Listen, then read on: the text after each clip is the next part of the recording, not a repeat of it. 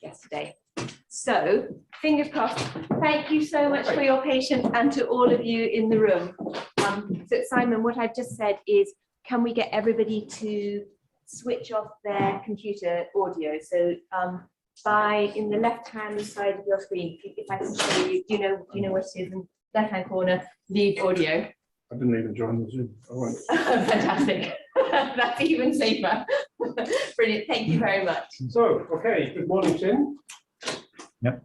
Hello, everybody. It's a great pleasure to introduce Jin Keun Seo.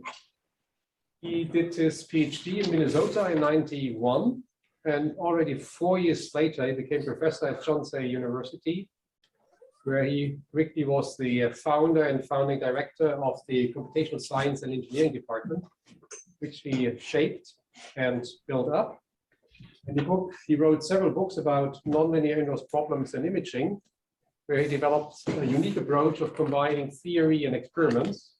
So taking theoretical findings to guide, adapt, and change experiments, leading to several novel inventions in the EIT scheme, micro EIT and magnetic resonance EIT. But also he uses the findings of the experiments to develop his theory. So in short summary, he's a world leader at the very forefront of medical image computing, and we're looking forward to your presentation.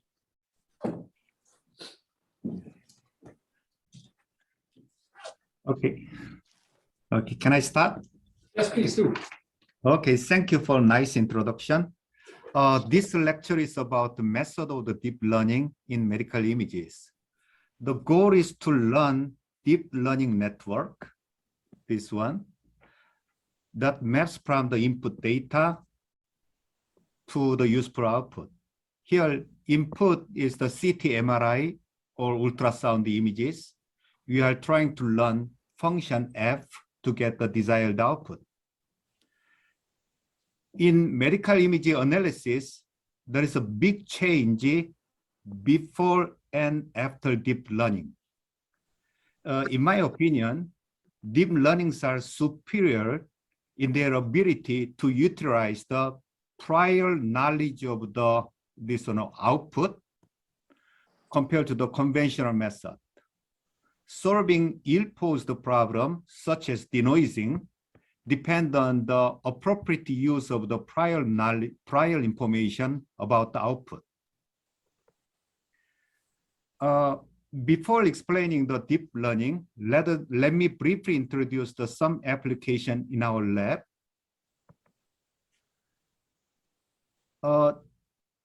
Deep learnings use the prior anatomical knowledge to achieve the end goal. This is an example of the fetal ultrasound that is heavily distorted by shadowing artifact. This artifact comes from the ultrasound machine assumption. The sound wave travels at the speed of the 1,540 meters per second.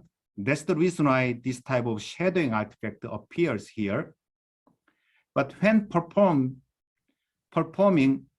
fetal ultrasound, doctors use the anatomical knowledge like this. Let me say this is the prior knowledge of the output and the ultrasound principle to diagnose the health of the fetus. Deep learning do that. This is application 1 in my lab. That is the automated ultrasound segmentation of the amniotic fluid. Amniotic fluid is the actually dark area like this, but dark area is not always amniotic fluid. Deep learning predict amniotic lesion from here is you may see there's the tiny clue is around it, tiny clue here. Using the tiny clue in the image and prior information and find out the segment the amniotic fluid lesion. This is not possible with a traditional segmentation technique. And this method has been commercialized at Samsung Medicine. But interestingly, deep learning can properly configure the network architecture and training data to reflect the clinician's measurement procedure. this is application 2. Maybe many people know that.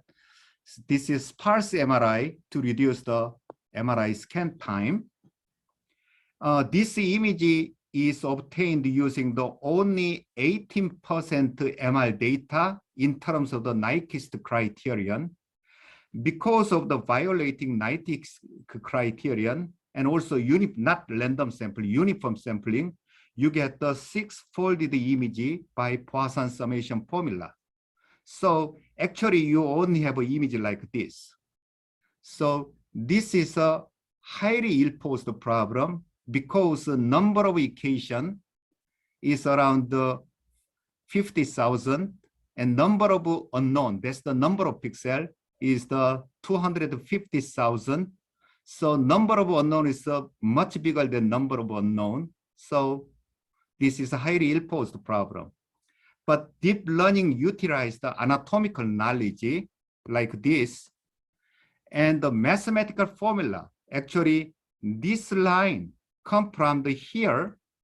And also you may see this one come from the here. So using this one, you can recover that. Actually, everybody can do that if you give the 2 years, but deep learning can do only less than 1 second.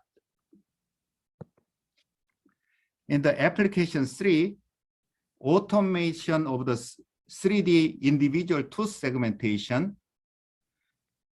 This is a center in distal dentistry, but deep learning is not magic.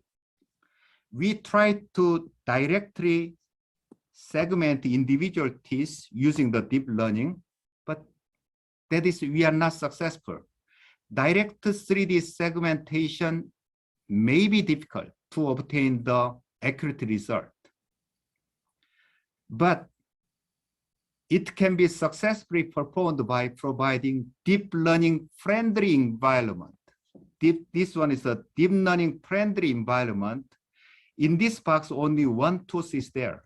How can you get that? Using the panoramic image generated by CT image. So I would like to emphasize harmonious use of the classical technique and the deep learning technique. Deep learning alone cannot do the good thing, but somehow you use the classical technique, combined together, you get the good result. This is the last application. Last application is the explainable AI. This one is the automation of spine curve assessment. The goal is to measure the scope angle from the X-ray data, but deep learning should not be left as a black box, but credibility should be ensured by providing explanatory basis of the measurement like this. That one I would like to emphasize. Okay, now let us start the main body of my lecture. The question is that how do deep learning network, the function F, perform image encoding for medical image recognition? Encoding method varies depending on the end goal. End goal could be detection or classification, segmentation, or image enhancement.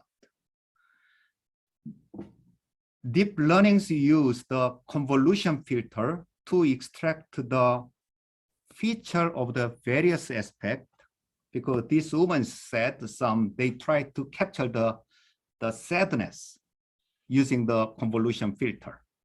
That's the deep learning's work. Then how do machine capture the spatial relationship between pixels to figure out local and global interconnection? Here is the blegma. Blegma is the junction of this one. Blegma point here is well visible from a distance. But however, if you zoom in on the image to capture it precisely, it is difficult to localize. But if you use your mind eyes, somehow here, somehow here, somehow here, here is the Bergman point. Deep learning can do that by capturing spatial relations between pixels. Okay, that one, how that captured that one, I will explain that. Okay, let us start. What's the image? This is a 3-pixel image. 3-pixel image with 256 gray level. 0 is black and white is 255. Then this 3-pixel image corresponds to the point in the 3-dimensional space. This axis is the first pixel axis. This one is the second pixel axis. This one is third pixel axis. The number of all possible 3-pixel images is 256 to the third power in the discrete Euclidean space. Similarly, here medical image, this one is a medical image having a 256 square pixels can be regarded as a point in the pixel dimensional Euclidean space.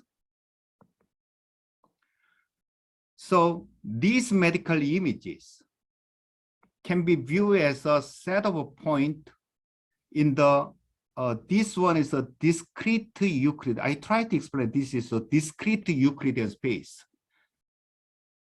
Instead of this R, I use the because discrete, because bottom is 0, top is 255. This is black, this one is white. So discrete Euclidean space, this medical image is the set of point. Then how can machine capture the spatial relationship between pixels? Okay, here is the point. Even if tens of the thousands of the head tomographic images are collected every day for 100 years, it occupies a very, very small area in the entire space because the number of all possible images is like this. This number is much larger than number of atoms in the universe. It's a huge number.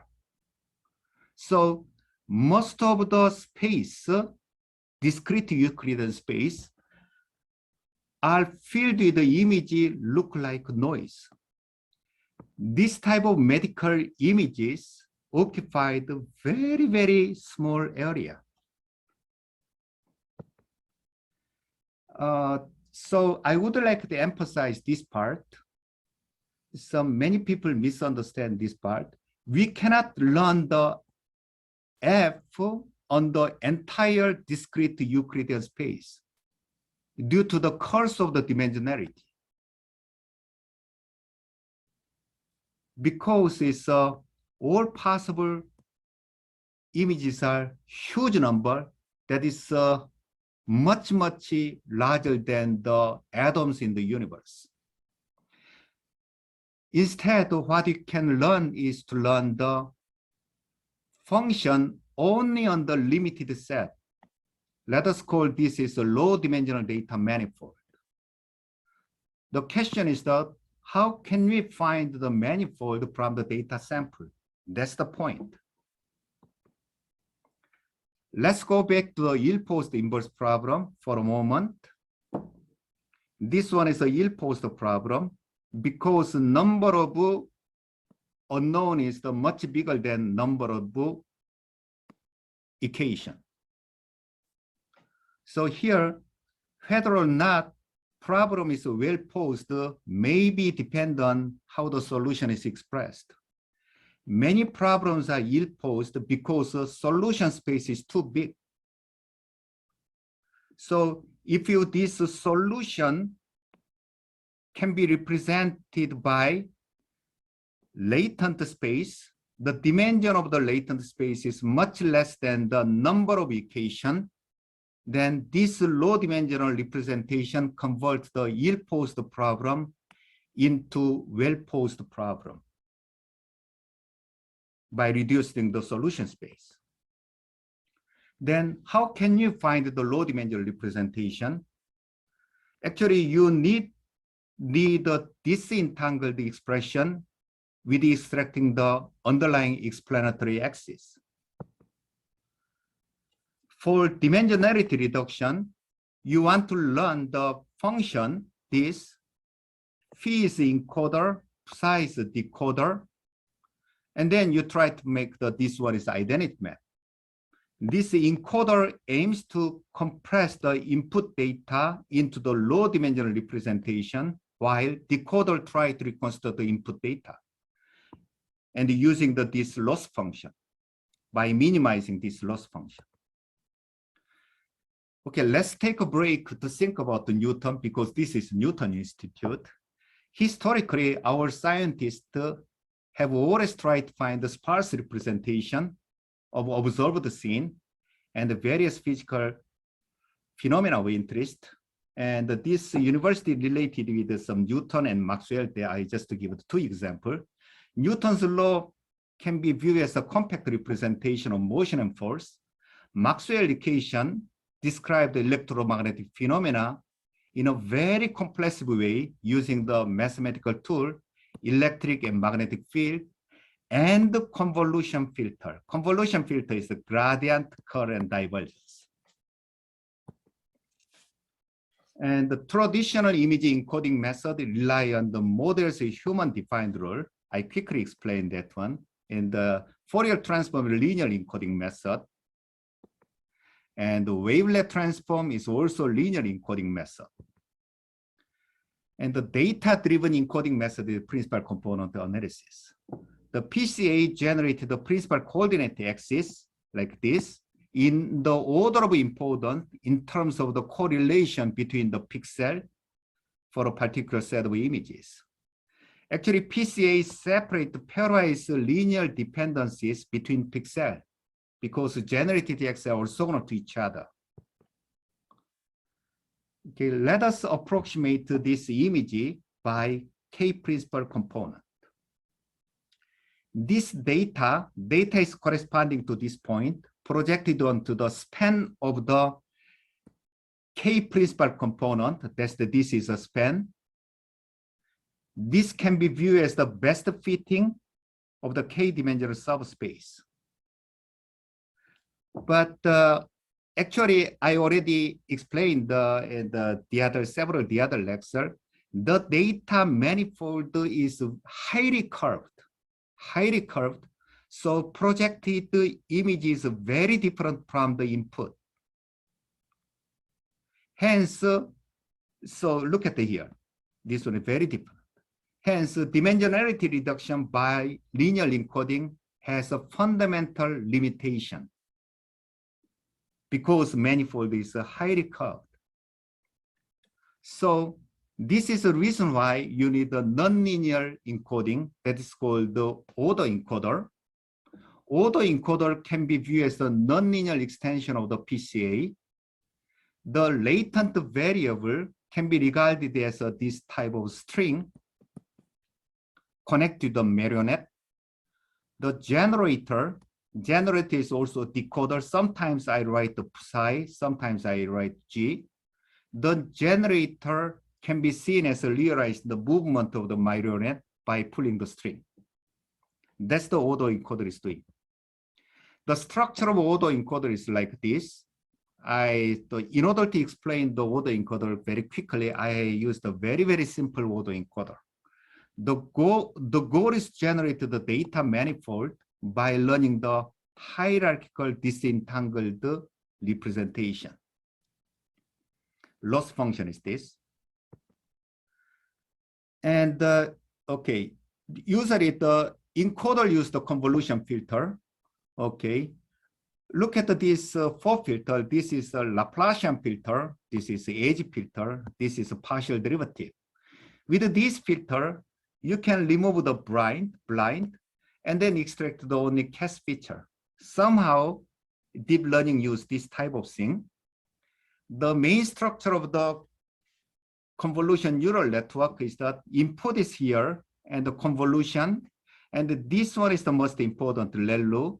That one is the get rid of the half of that, and then summarize by using max pooling. That's the key structure. I will not explain this one. I just try to say big picture of that one.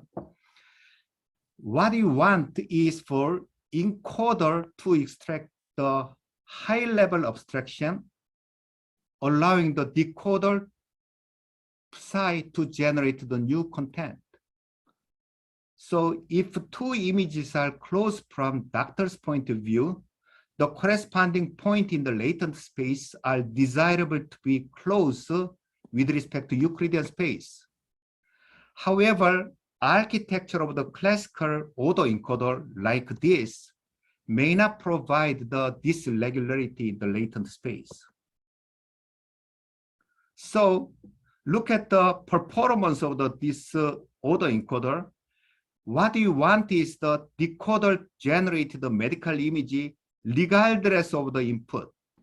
But autoencoder failed to learn the data manifold. Data manifold should be here. This one is outside of data manifold. So that means the autoencoder do their best with as little reconstruction as possible rather than trying to organize the latent space well for generative purpose. Autoencoder only reproduces input. That's the reason why autoencoders are not considered the generative model.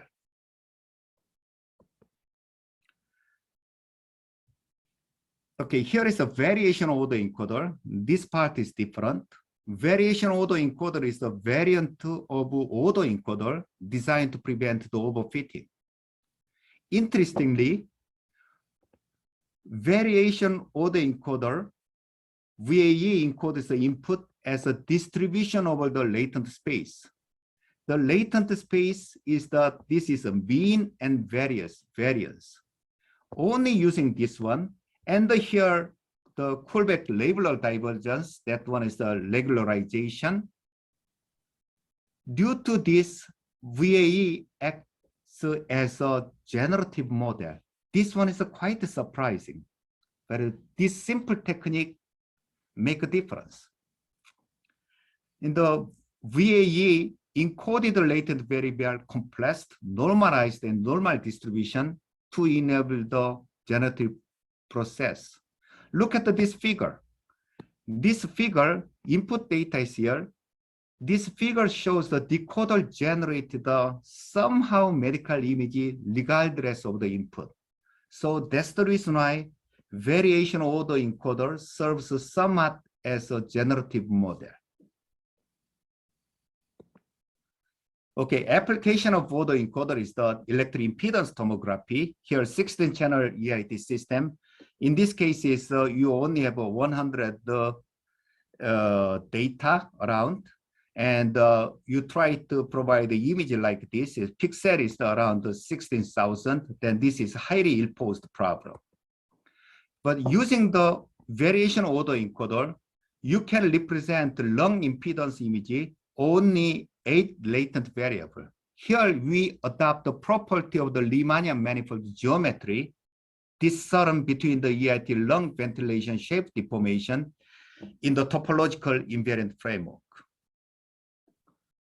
So due to this compact representation of lung image with 8 latent variable, latent space allow the conversion of the ill-posed problem, well-posed one. The ill-posed problem with the 16,000 unknown is reduced to the well-posed problem of the 8 unknown. Okay, that's the point to solve this one. Another example, another application of the variation autoencoder. Usually this one is a blind. Even blind people can see the whole by touching the only part of the elephant using the variation autoencoder. That's my point. And the automatic 3D cephalometric annotation system is that from a CT image, you try to localize the 93 landmark. The manual detection of the 93 landmark takes more than 30 minutes, even for expert. But if this one is represented by the small latent variable, you don't need to find the 93. You only need to find the 15. That's the power of the variation autoencoder. And the little error, then the doctor changed a little bit. So 30 minutes, manual detection is 30 minutes. So this automatic method used just the 1 or 2 minutes. Okay, the variation order encoder looks good, but variation order encoder can achieve the somewhat successful manifold learning only on the relatively low dimensional data, not on the high dimensional data. That's the problem. The challenging issue is the sparse representation in the high dimensional data. So far, you have not yet succeeded in fitting the low dimensional manifold to high dimensional CT data using various deep learning techniques, including variation order encoders and GANs. Okay, here, look at the variation order encoder. That suffers from the image blurring and loss of small detail. That's the problem. GAN shows the remarkable performance in generation of various realistic images, but GAN has a limitation. GAN cannot control the latent variable. So my question is the GAN with a strong constraint. GAN has a very, very strong constraint. Is it useful? For me, it's somehow negative. GANs should only be used a very limited range of application medicine because as it tends to reject the presence of the small anomalies that are rarely seen due to the strong punishment of the discriminator. That's the nature of the GAN. So superiority of the GAN in the entertainment-related field can be a disadvantage in the medical field. That's my opinion. So this is my last remark. Okay, I tried into this one. My point is the harmony between the classical technology and deep learning is important. This is 3D two segmentation problem. This is an example of good news of the prior knowledge of the deep learning. Input is the 3D CBCT data, and the output is the tooth segmentation identification. Target error is the 0.2 millimeter. Input data is a low-dose dental CT. Low-dose dental CT is different from the MD standard CT. The first, the price is much lower, and the dose is much lower. And also CBCT image affected by offset detector, and the field of view truncation, low X-ray dose, metal-induced beam hardening, resulting in the significant image noise and artifact. Okay, this is me. During the military service, my teeth is bad, so it's a lot of gold crown is there. Because of the gold crown, metal artifacts there. So without prior information of the teeth, it is very difficult to segment. The key idea is to generate the panoramic image. From here, you find the dental arch here, and then locally project here, locally. So integration over this thing, integration over this one in the normal direction, make this image. Okay, here is a gold crown. You can see gold crown is around here. So 3D image has a lot of metal artifact, but panoramic image is not much affected by metal-related artifacts. Okay, so you get the prior of output. Output is the segmentation. So you perform a 2D tooth segmentation identification from the panoramic images. Okay, this one is the, actually in this case is I use the yellow. Yellow is the car detection and pedestrian detection cases. People use the yellow. I use the exactly same thing. Using the yellow and the UNet, you get the segmentation, also identification. So this is 2D segmentation below will be used to find the accurate 3D tooth ROI and identify individual tooth. here is a big picture. So from here to here is very difficult, but you separate the upper jaw and lower jaw, and then segmentation. So this ROI, this one is something, this is a loose ROI and tight ROI. I need some, this is technical. And in this region, only one tooth is there. So you segment to one tooth. So this prior information is a great help to provide these images, even in the meta-artifact cases.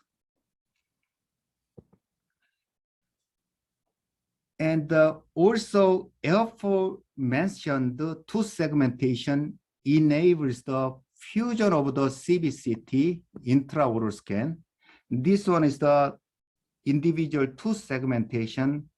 I also use the exactly same technique, the intraoral scanner.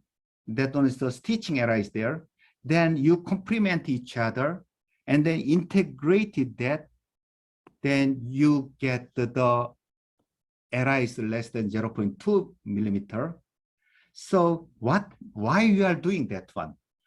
Okay, you try to remove the cumbersome procedure of the conventional impression. Actually, you almost arrived removing the conventional impression. So your tooth care is only 1 day is enough because everything is using the computer. That's the distal dentistry. And these two person, not me, these two young person did all of these things. And this tooth segmentation is the core of the basis of the distal dentistry, in my point of view. Okay, I a little bit early finished this one, but I would like to give the final comment. This is also my opinion. AI, artificial intelligence, is just the image feature extraction calculator. So this one is just somehow changing. So my opinion is that rather than replacing doctor, it is desirable to develop the AI to improve the workflow that alleviate the repetitive and tedious task of doctor. So my research is that I'm not doing the cancer detection. There is a reason. With the current level of the deep learning, it is difficult for AI make a decision taking into account to each individual patient individual situation in a very, very complex medical environment where a lot of information is mixed. That's the reason why I'm not doing the cancer detection using the deep learning. I just do the improve the workflow to alleviate repeated workflow. Okay, thank you. Okay, I answered the question.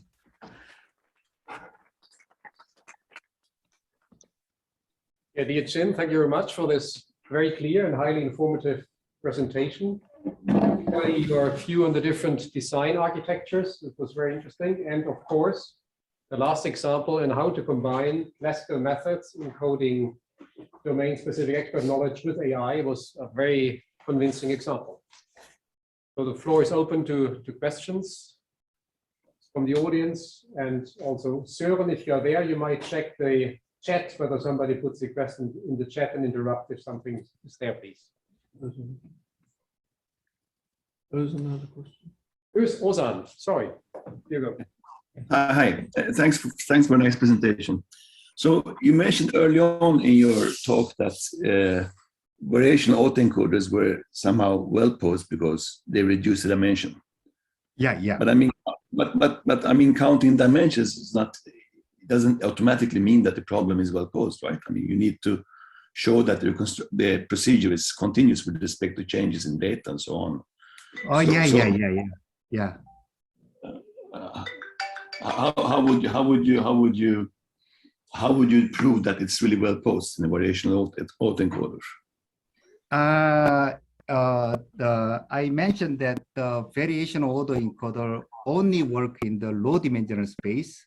And here, okay, solution space. Solution space is restricted to the generating set of generating.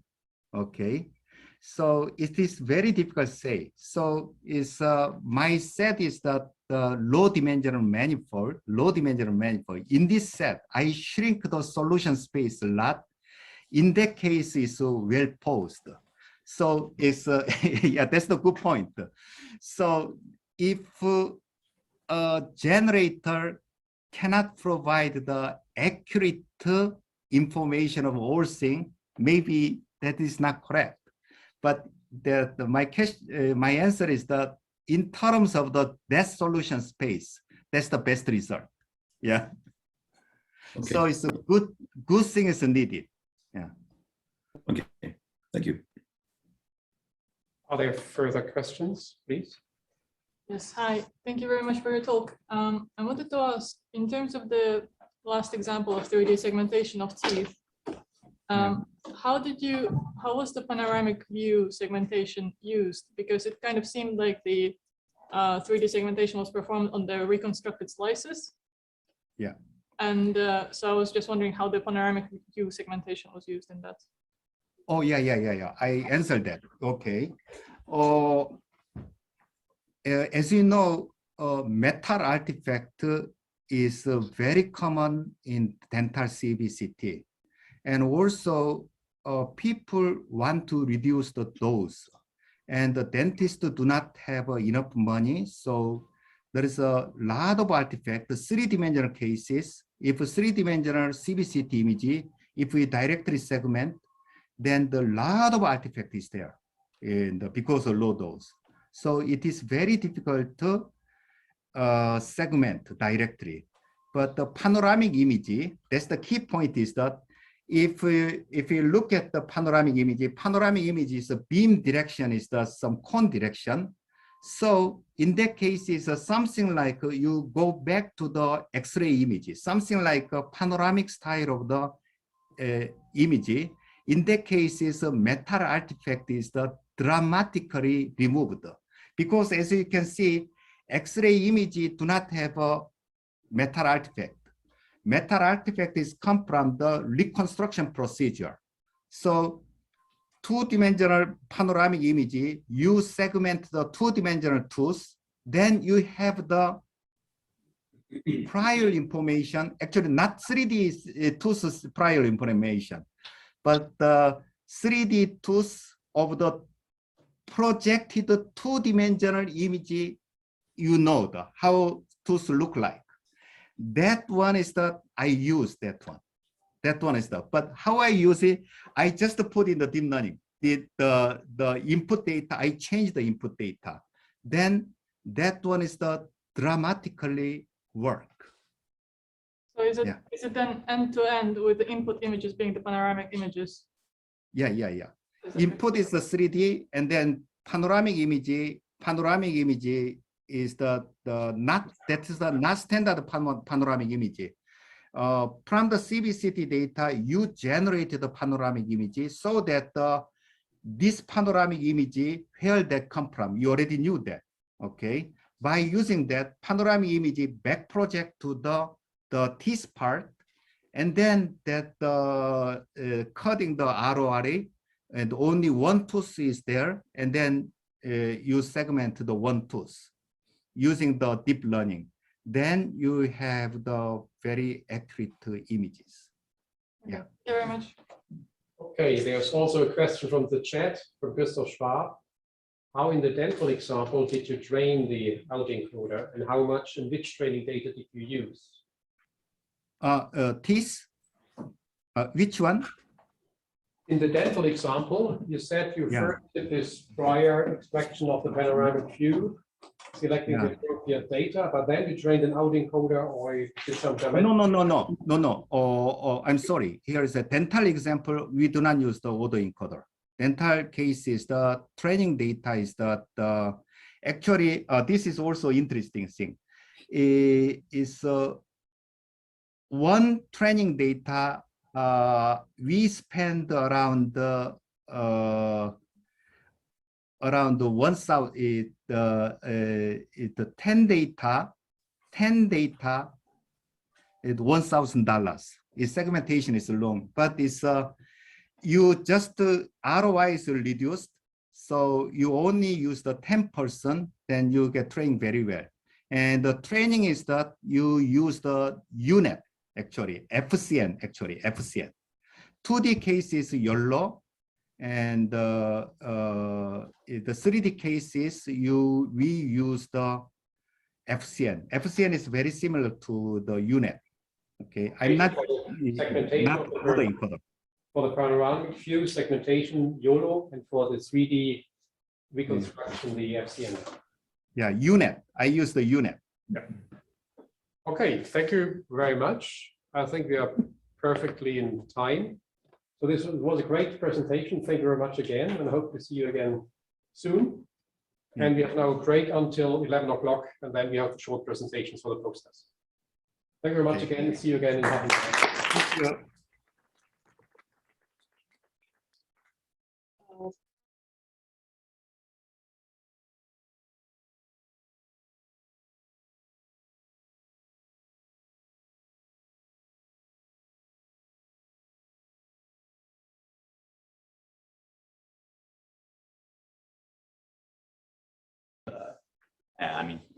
Organizer of the program. So just to give you an idea of what we are going to do and what I'm presenting in the poster. So as usual, basically in all these conferences, we are considering inverse problems, like some measurement on the space X that is also noisy. And we would like basically to solve this inverse problem by designing an unsupervised adversarial framework. And our idea is basically to be a yeah. Okay, so yeah, and so we want to solve an inverse problem by designing a supervised adversarial framework that is able basically to construct simultaneously an end-to-end reconstruction method that is mapping measurements to data, and the regularizer R that it's basically able to refine the end-to-end reconstruction that G is providing. Basically, I mean, we design frameworks that kind of naturally able to construct this map G and this regularizer R at the same time. So if you're interested in a quick print, this is actually what you should search. So just to give you a better idea of how the framework is. So this is not working anymore. So that maybe it is. Let me go perhaps. Okay, I don't. So the slides on that too. So you have an extra minute.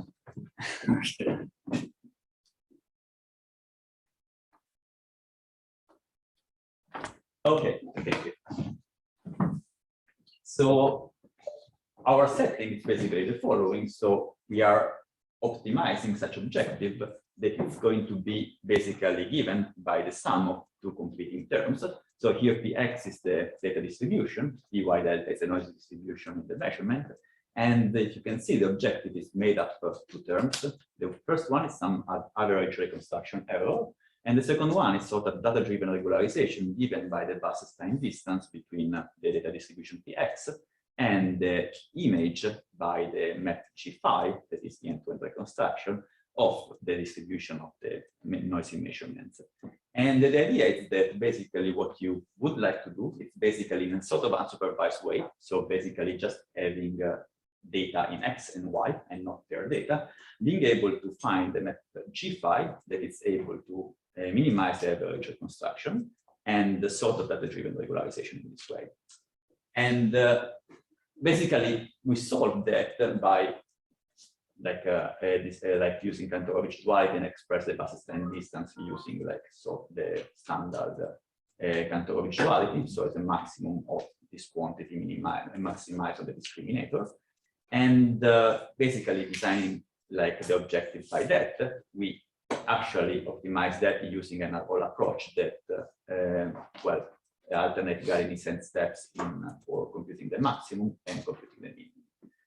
And as you can see, basically from this formulation, basically we were able to kind of formulate this objective in sort of adversarial way, and introducing this the discriminator R theta that is able to discern pure data from the construction produced by G5, and the G5 it's minimizing the loss with R theta as a discriminator. So as you can see, basically we have this kind of interplay between R theta and G5 that is basically giving rise to the end-to-end reconstruction and the regularizer. And this is actually what we did in the end. So basically optimizing the previous quantity, we end up with the discriminator. So the optimal discriminator, that is a good regularization functional for the optimal end-to-end reconstruction. And the idea is the following. So if you can see from this quantity, if you fix the phi and you take the maximum, basically R theta, it's going to be a minimum on the data distribution Px and the maximum on the data on the end-to-end reconstruction given by G5. So basically our R theta star is going to be a good regularization functional for the end-to-end reconstruction, and we are using that to solve this variational problem initialized by G5 star. And the idea is the following. So basically, so G5 star is giving you like an unsupervised end-to-end reconstruction for your inverse problem. But then R theta star is going to be actually a regularizer that is pushing your data towards the data manifold Px from the end-to-end reconstruction G5 star. So basically, if you then solve this problem, initialize, so you do evanescent steps initialized by G5 star, basically you are pushing your data towards the manifold and you are improving the reconstruction. 1 minute. Okay, so I'm perfectly on time. So just to finish, I mean, these are some, I mean, we tested this framework for CT reconstruction. And actually, these are some examples that I mean, we can discuss better later. And we show that actually for our just the end-to-end reconstruction, it's I mean, it's actually like the quality, it's already very good, and it's basically, I mean, it's like slightly inferior to like the popular like supervised framework. And if we even apply our refinement step using the regularizer, basically we are even improving the reconstruction and be like getting basically on par with like popular reconstruction and supervised reconstruction. Okay, so if you are interested, I mean, feel free to join Gather Town or even ask me more information in person. Yeah, thank you very much. This was perfect. And as you said, Gather Town is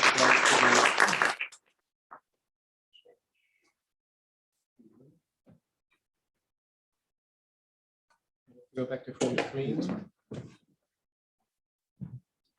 And the next one is Mike Davis himself, please. Thank you. Okay.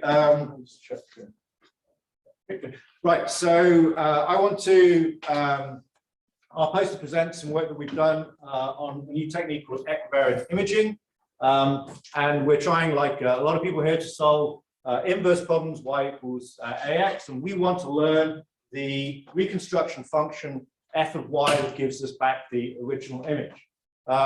Now, we want to do this in an unsupervised manner. So this is much more challenging than normal, and slightly different from the previous post presentations. We're not assuming we have any ground truth data X. We just have measurement data. So we just have measurement data. We only have a single forward model, so we don't get to probe the image multiple times, and we assume we have a non-trivial null space. Okay, so why do we care about this? Well, various reasons. One is because ground truth data is really precious, I believe. I don't think you have it as much as people claim. Secondly, if you really want to solve new problems with neural networks, you can't solve problems where you're given the answer. So this is about trying to solve problems that we don't know the answer to. Okay, so sounds challenging. It is. In fact, we have no information about the signal set X outside of the range space of the adjoint of A. And in fact, also, we know generally it's impossible. So, challenging. Okay, so how do we tackle this? We're going to introduce some mild geometric priors. So, and what I want to hopefully do is challenge you to think about how much information do you really have in your measurements.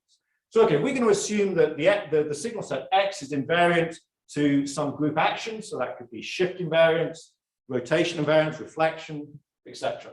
And we make two key observations.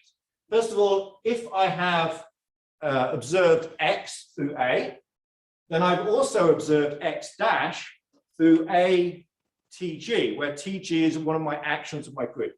So I actually have multiple looks at the data through multiple operators AG, and crucially, each AG may have a different, its adjoint may have a different range space.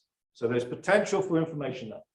Secondly, if I have the existence of a reconstruction function F, then F composed with A should be equivariant. That is that F acting on A of TG of X should be the same as TG of F or acting on A of X. Now, obviously, this is all in the noiseless ideal setting, and it's all very hopeful. So do we actually have any theory? The answer is yes, if we assume, so this links back to the first talk of this morning, if we assume that we have a low dimensional set, so small box counting dimension to be technical, and we believe that our signal set is invariant to a finite group action, and we're going to define Sj and Cj to be the dimension of multiplicity of the jth irreducible representation. Don't worry about it, they're just properties of the group, of the representation. Then we have a theorem that says learnability is possible, learning is possible for almost every A, as long as the number of measurements you take, so this is essentially a sampling theorem, is greater than K plus the maximum of this Cj over Sj. Now, just to give you an idea of what these numbers mean, if my group actions are reflections and 90-degree rotations on an image, then this is roughly n over 8, where n is the number of pixels. On the other hand, if I've got shifts, then the maximum is 1. So in that case, it's very, very small. Okay, so that's the theory. Now let's think about the framework. How do we actually do this in practice? Well, we're going to define a new learning framework, which we call equivariant learning. So we take our data points and we try and predict X, and then one of our loss terms is going to be the standard data consistency loss. We are then going to add an equivariant loss, and the equivariant loss is constructed by taking the reconstructed signal, applying a group action to it, measuring it through A, reconstructing it again with the reconstruction function that we've estimated, and then those should be the same. If they're not the same, we don't have an equivariant system of F composed with A. So we then minimize that.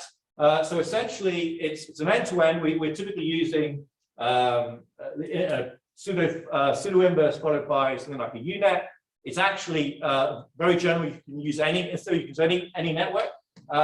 And so it's an end-to-end system. It's self-supervised because essentially we're basically introducing a new penalty on the existing training data, but it is physics-based. We're using the physical model in a very, very key way here. Does it work? Yes. We have, so here's just 2 examples. So a CT example and an MRI example. And essentially, we're getting about 1 to 2 dB worse than the equivalent neural network trained on all the data. So you know, an unfair comparison. There they have the supervised data. We have just the measurement data. Okay, if you're interested, please come to my talk. Thank you. Okay, now we have the challenge to switch to the presentation by Margaret Duff. So I think I stopped sharing here. And Margaret, you should share your screen online. Brilliant. Yeah, I'm just going to share my screen. Yes. Looks good so far, just starting to share. And here you go, Margaret Duff. Brilliant. Well, yes, thank you very much for inviting me today. I'm going to talk a little bit about my recent preprint and poster entitled Regularizing Inverse Imaging Problems Using Generative Machine Learning Models. So I'm supervised by Matthias Erhardt, who should be in the room, and Neil Campbell.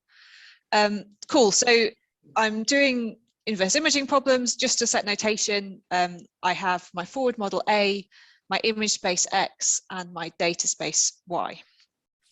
So I'm dealing with generative models, and we were used to them this morning. But just to say a lot of what was said this morning again, imagine that we're dealing maybe with knees where we want to reconstruct our knee image, and we consider that these knees in the whole image space X. The knees are going to have lots of symmetries, they're going to have similar backgrounds, they're going to have similar shapes, they're going to have similar textures. So we assume that these knees lie on some sort of lower dimensional manifold in this latent space. Big assumption, but we'll go with it.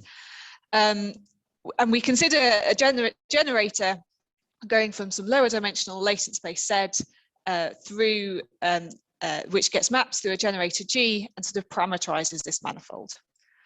The second part of most generative models, so VAEs and GANs especially, is some sort of prior on the latent space.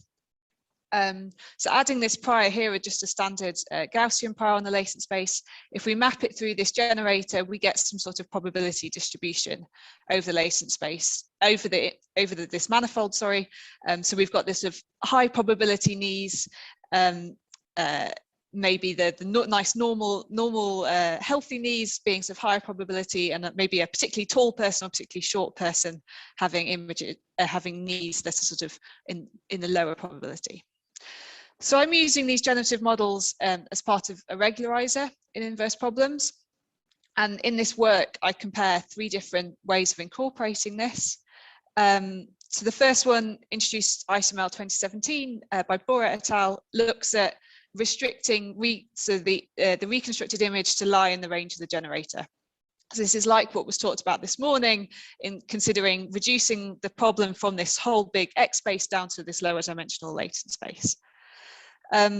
Sometimes the generator is good enough for that. We don't have enough training data, maybe or we haven't trained it properly. And so what we could also consider is looking at images close to the range of the generator. So yeah, restricting our solutions to be close to this data manifold. And finally, we considered something brought out in ISML in 2018 by Dar et al., looking at sparse deviations from the range of the generator. So looking at X is something on the manifold plus some sort of sparse deviation U. So there's pros and cons of these approaches.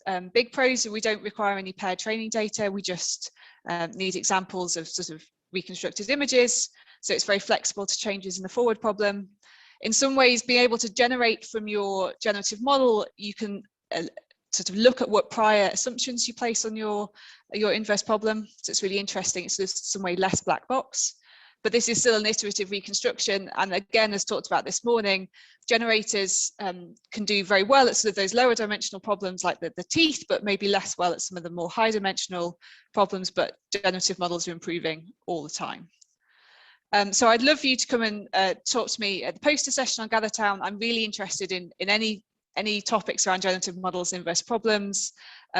In generative models, I'm really interested in how we map the whole range of a distribution, how we get higher quality images, and I'm really interested in any possible applications.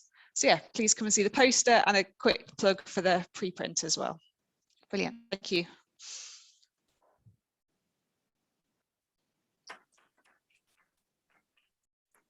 Okay.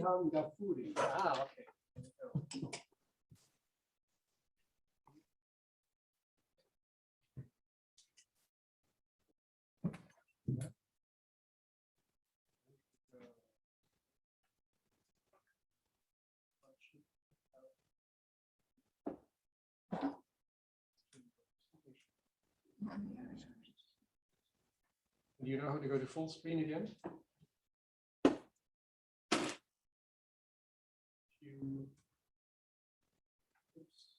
How do you go to full screen?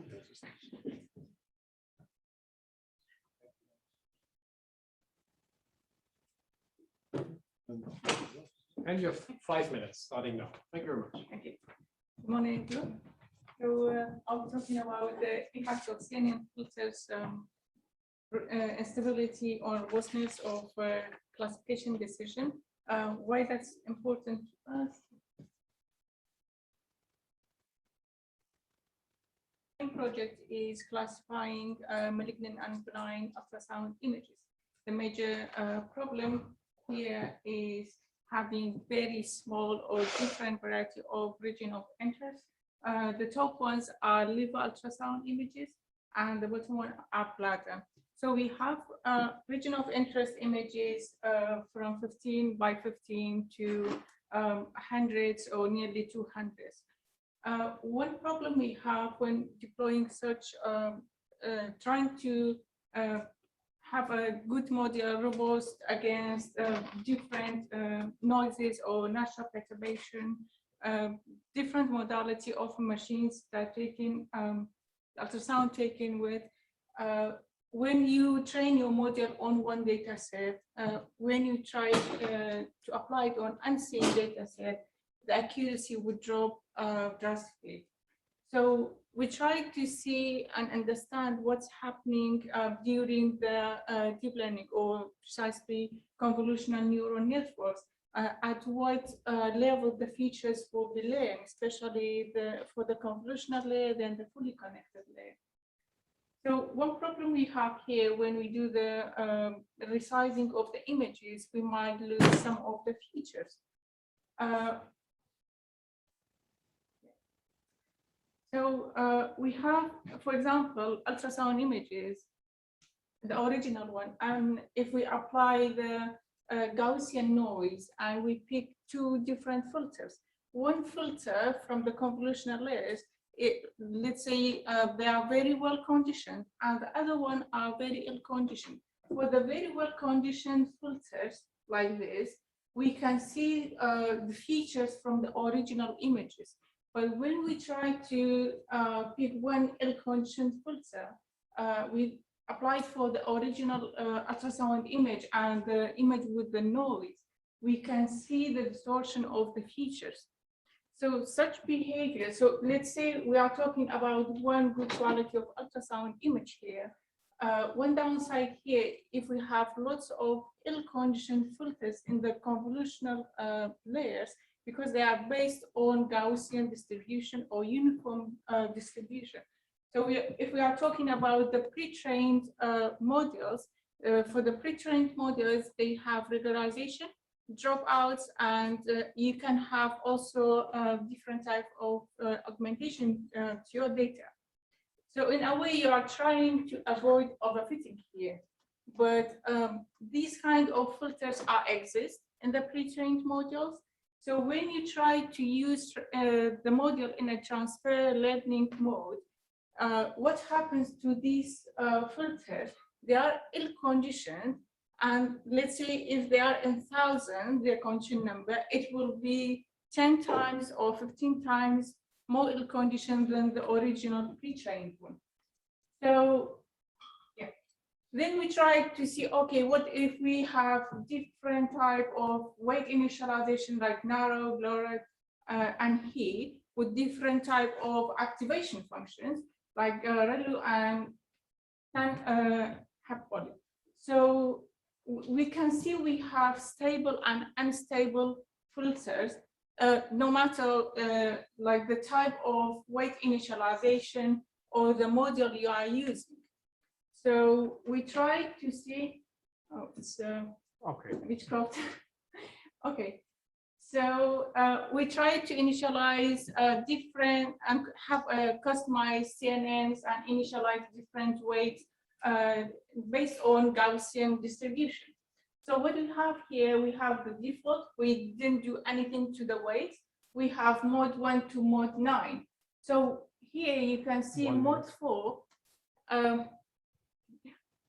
We can see mode 4 is more robust to the Gaussian noise here that I'm showing, but it's more robust to speckle noise, to different type of image compression, and also it's more robust to unseen data. So how we manage to see the features is by applying topological data analysis to the feature maps and trying to see, okay, to what level these features are preserved. And I'm happy to explain more in the data time. See you there. Thank you. Thank you very much. And now we have an external presentation by Martin Holler from Graz. So, So I hope you can hear can you me. start sharing? I'll try. Okay, can you see my screen? Screen. Okay, everything is fine. And Martin, your 5 minutes are now. Okay, so thank you very much. Yeah, I would like to present my poster on a generative variational model for inverse problems. It's a bit related to the talk that Margot has presented before. So we are in the scope of inverse problems, image reconstruction from noisy measurements. Our goal is to find an image U such that given a forward model K, it fits a noisy measurement Y. As you all know, a classical approach to this problem would be variational methods, where you try to minimize an energy composed of the sum of a data fidelity term and a regularization. This approach has, of course, several advantages. However, we have seen that in particular, compared to more recent deep learning methods, the performance is rather limited, in particular for highly structured and more complicated data, such as texture. On the other side of the spectrum, we have training-based approaches, of which there are now plenty, and they provide very good performance in practice. Still, of course, they also have some disadvantages. For instance, I would say a theoretical understanding is still a bit limited, in particular in view of function space theory. One is often interested in inverse problems. And also we have, of course, the advantage that training-based methods by default require training data and have the associated problems with training bias and so on. Something that is in between training-based methods and classical variational approaches is the deep image prior, which I guess most of you have seen already. So here the idea is more or less that you try to solve, again, an energy minimization problem. You try to fit a given data where there's a data discrepancy in the forward model. And as a regularization, you enforce that the unknown is the output of a neural network. And now, different to training-based methods, this neural network is not trained a priori, but the filter coefficients are learned directly from a single noisy datum. And surprisingly, this works very well in practice. It has the big advantage of not requiring training data. However, it still requires many heuristics to really work in practice, and also I would say that theoretical understanding is limited, even though it's improving and there are many works in this direction. So the scope of the poster is to develop and analyze a variational method in function space that is inspired by this generative prior, and hopefully achieve similar performance by allowing for analysis of function space and corresponding results. And I'd just like to briefly highlight what's the main idea of the approach. So we define a functional, which takes as an input an image U modeled as an L2 function. It strives to generate this image with a generative type neural network from a latent variable mu, which we model as measures, and it penalizes an associated cost to this generation. So it requires the image to be generated from a network. It tries to find optimal parameters and latent variables for this generation, and it penalizes an associated cost.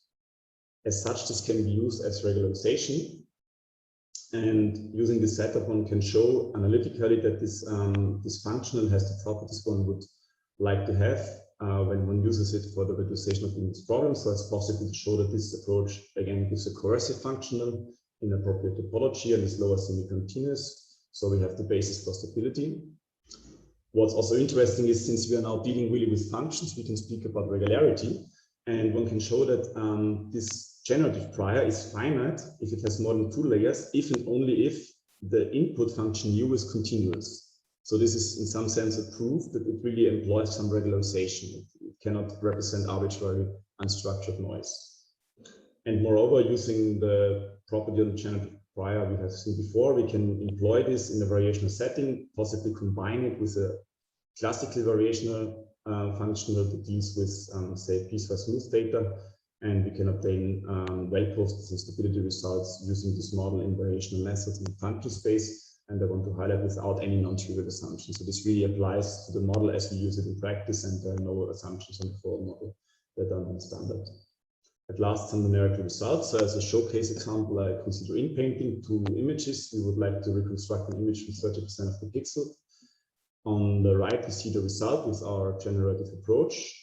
It reconstructs texture rather well. As a comparison, I show you on the left here the ground truth data.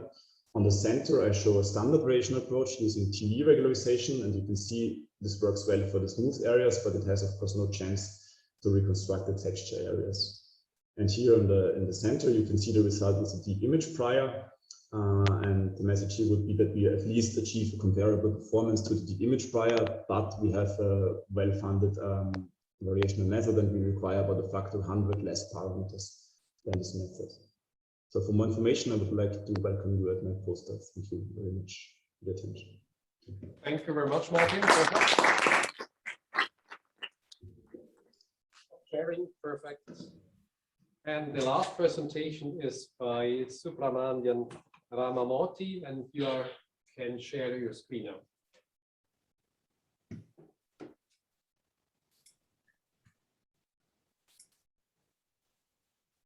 Subramanian, could you share? I am here. I'm trying to add one thing that I hadn't realized I need to do. Joys of being online. Take your time. We start the time once you are ready. It seems like on this computer I have a problem. So give me a minute to switch to another computer and I'll do the same thing. I'm going to log out and come back in. Okay, see you in a minute. Yeah.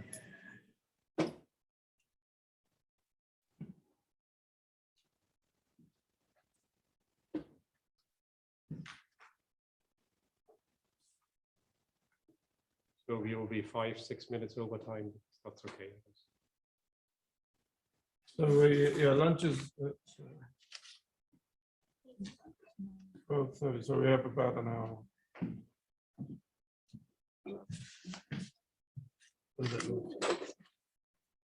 What role was it doing signposting to do the avatar? No, I just do signposting to the avatar. You mean we can do that now? Then I'm just saying, just to remind everyone.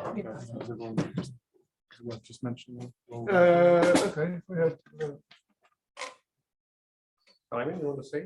Yeah, if we have a minute. So I don't know if everybody knows how to down, but is it? It's here, right? We haven't. Yeah, we can do it. Just minimize that.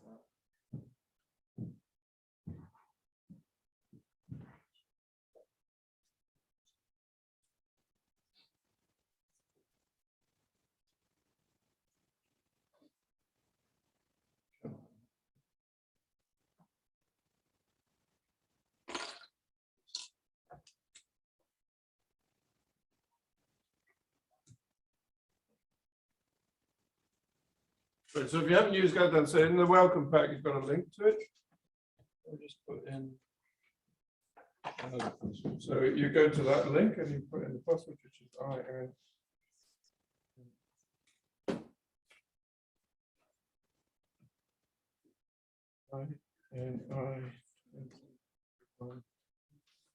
Evan. And you get here. And you can sort of customize your avatar if you're interested in that, but if not.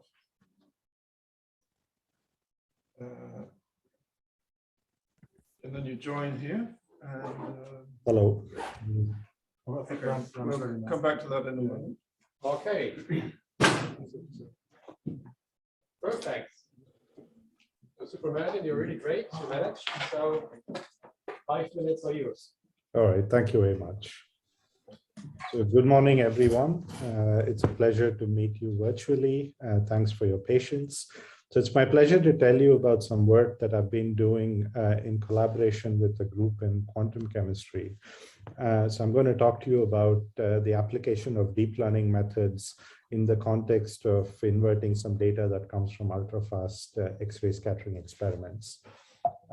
So I'm going to begin by first telling you a little bit about the problem itself. And clearly, this is just an introduction. So if you're interested, please follow the link here to look at more description, or come to the poster and I can describe it in a bit more detail. So the core of the problem, the inversion that we're interested in here, is to try to understand the molecular geometry and the evolution of the molecule from looking indirectly at the data that's obtained by a detector, which is looking at X-ray scattering. So the setup here is that the molecule, let's think about it as just the way as a computer scientist, I think about it, which is just a ball and chain description of a molecule, which is a dilute gas, so it's in thermal equilibrium. It's initially perturbed by an optical laser in femtosecond scale, and then it's observed by X-rays.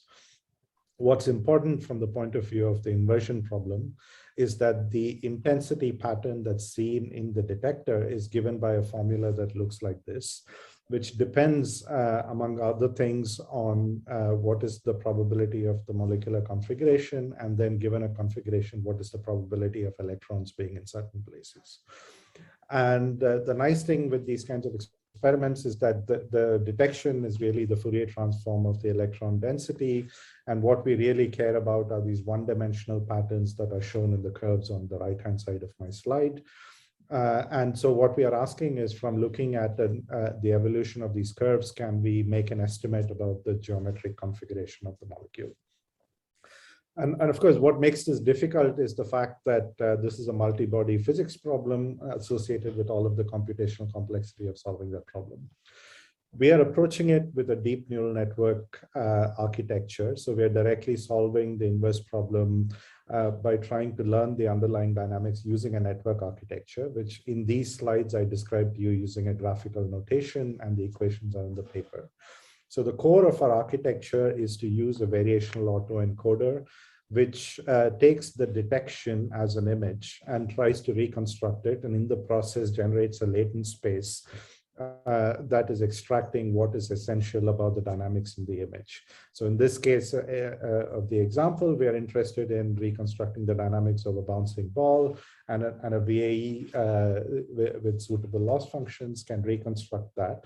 But a typical VAE architecture does not have a very interpretable or physically informative latent space. So one of our innovations is to modify the VAE architecture in such a way that we can enforce in the latent space the dynamics to respect an analytical model. In the case of the bouncing ball, it's just Newtonian physics. In the case of the molecular dynamics, we're interested in the full quantum molecular dynamics description of the evolution.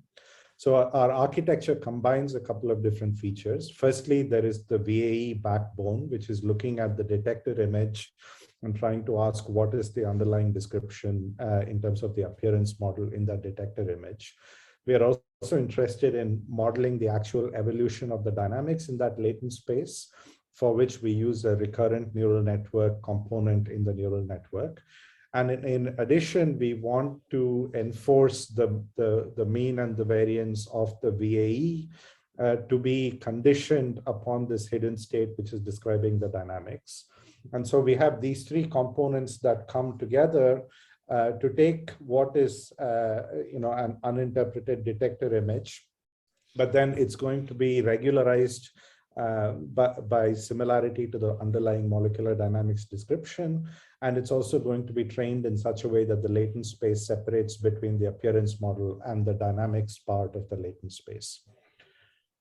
So what this amounts to is optimizing a loss function, where the loss function involves a reconstruction term, a sequence encoding term, and then a term that pertains to the latent space having the same dynamical evolution as a simulation model, where the simulation model here is the quantum molecular dynamics description. So what this really amounts to is observing data such as this ball and rod description of the molecule and its evolution in terms of the one-dimensional radial pattern of the diffraction pattern. And we are trying to ask, can we go back? And we're using this architecture to do that. Now, what's interesting about this problem is that the state of the art in quantum chemistry for people who are solving this problem is actually relatively naive as it goes, in that people solve a number of representative molecular configurations and obtain representative patterns. And then the inversion essentially amounts to solving a nearest neighbor's lookup. Whereas with an architecture like ours, we're able to look at the temporal evolution and also take into account the underlying dynamics. And so we compare our method against the existing baseline in terms of RMSD and sum of squared residuals. And we find, sorry. okay, so this is my last slide. This is just to say that this does work on a number of different molecules. Thank you. Thank you very much. This was a great design. Everybody at Gathertown. Yeah, so just to go back to it, just in case you've never used it before. So,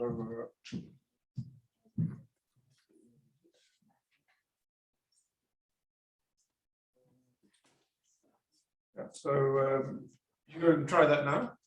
Go into that link. Get somewhere like this. I'm going to skip the tutorial because I know that, and then you should be coming in. You're doing that now. I'll see you there. And you're here, so now you're an avatar and you can walk around. Could you just share on screen for a virtual participant? What? Could you share your screen for a virtual participant? Just go back to Zoom.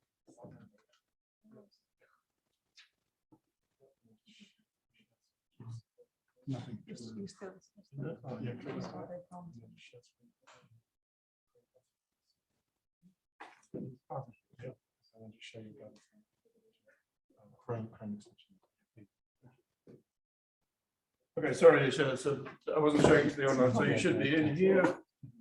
And then, yeah, then you can walk around. And you can go and talk to Mike, or Mike should interact. Looking, okay. But I can go and read this poster anyway.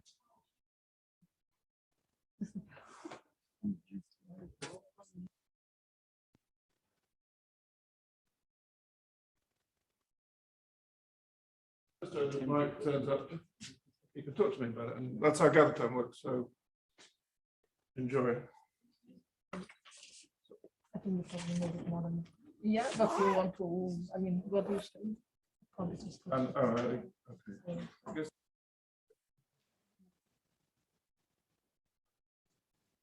something about there's some technical thing. I think because the Zoom is open, it probably doesn't let me use the mic or something like that. I don't totally know how that works. I don't know if you got any questions. It's kind of easy to use. So. Yeah. Just a second interruption. I put my Yeah. So now you can do that in here. Most of the interesting. yeah, no problem. You should be able to just talk to someone. Yeah. Okay. Nice to meet you. Still, you can see here, you can see all the posters.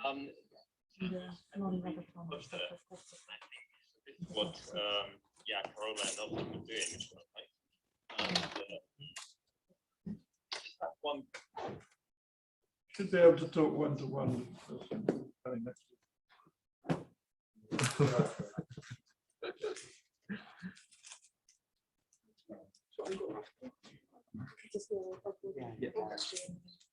You stop that. You stop that sharing.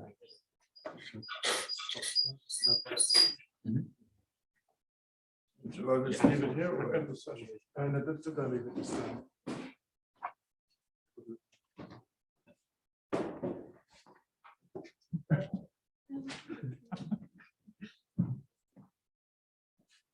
Enjoying it? Yes, I just wait to Frank. Where's Frank?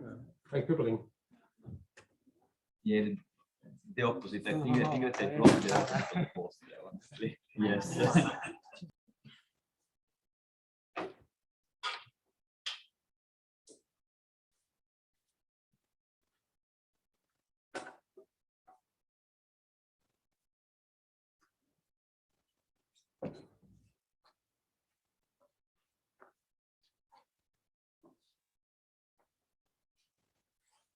There he is. Oh, there he is. Just come in. We'll just test. Oh, hi, Samali. Can you hear me? I can, yes. Okay, so you want maybe put your slides up? 3 minutes. Is he enabled? He should be, yeah, he should be able to see. He's there, good. He's sharing.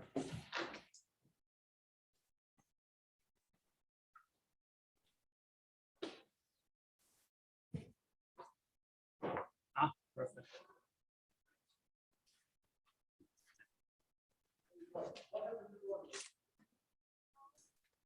Oh, is this the video you discussed this morning? Yes. Oh, so fast. Okay, thanks, Sue. We'll be a couple of minutes.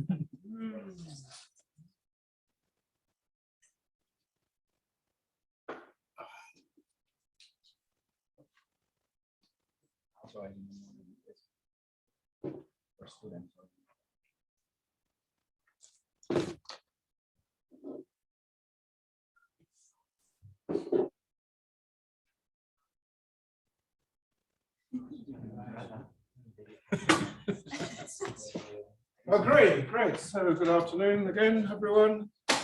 To our afternoon session, we'll have 2 talks now and then 1 more after tea. And it's my pleasure to introduce Sandy Sutherland from Helsinki, Manifesto. He did his PhD in Helsinki in 1999, period in Japan and Tampere, and then joined the University of Helsinki again as Professor of Industrial Mathematics, and is well known for lots of contributions in CT, EIC, and other inverse problems. And today he's talking learning from electrical X-ray images, a novel view of electrical impedance tomography. Please, the floor is yours. Thank you, Simon, and thank you so much for the invitation here to this wonderful workshop. And as a true inverse problems person, I was actually in person last week in Cambridge, but this week now in Helsinki. So in inverse problems, it's proper to do things backwards. Anyway, let me first mention Finnish Center of Excellence in Inverse Modeling and Imaging, my home base, so to speak. And as you can see from the map, we are trying to cover Finland with inverse problems research groups. So we are kind of halfway there. This work is joint work with Juan Pablo Agnelli, who is in Argentina, Ainur Chöl from Sinop University. They were both, Juan Pablo and Ainur, visiting us in Helsinki for a year. Then Matti Lassas from my department, also who works as a postdoc in my team, and Matteo Santacesaria, who, well, actually also was in Helsinki for a while and now in Italy. Let me first tell a little bit about electrical impedance tomography. To me, it's a dear topic. I did already my PhD thesis about it, and it seems that I will never let go of it. It's just coming along me in my scientific work. And well, this is the background. I'm looking at it in a 2-dimensional way. So in this talk, we can think of the domain where the conductivity is defined as omega unit disk. And there we think of having this strictly positive function sigma, which represents how easily electricity can flow through the point Z. And here's a kind of a picture. So this is like a heart and lungs phantom we often use. So this is kind of a heart filled with blood, and these are kind of lungs filled with air. So we often use this kind of a bit simplistic phantom. Of course, this all works in clinical practice as well. But to recap, the mathematical model introduced by Alberto Calderon in 1980, we are looking at a voltage potential F applied at the boundary of omega. So the voltage potential U is F at the boundary, something we apply, this F. And then from Maxwell's equations, or rather we can think of that nature solves this equation for us. So inside the domain, this sigma times gradient U with a minus sign would be the electric current field, vector field, and it has no sinks or sources of current, so the divergence vanishes. So this is an elliptic PDE because of this inequality for sigma. So then we can define this mathematical model for all possible static electric measurements at the boundary, so-called Dirichlet-Neumann map, which takes this voltage potential distribution at the boundary as input and then produces the current through the boundary. So this is, they are both now like continuous distributions along the boundary. And Calderon, is it possible to know the conductivity sigma if we are given this operator? And that question has led to a lot of nice mathematical research over the years. One of the approaches goes like this. We can use a kind of nonlinear Fourier transform. So if we have the phantom image here, this function here, this is actually the real part I'm showing only here, and this is a function defined in the complex plane.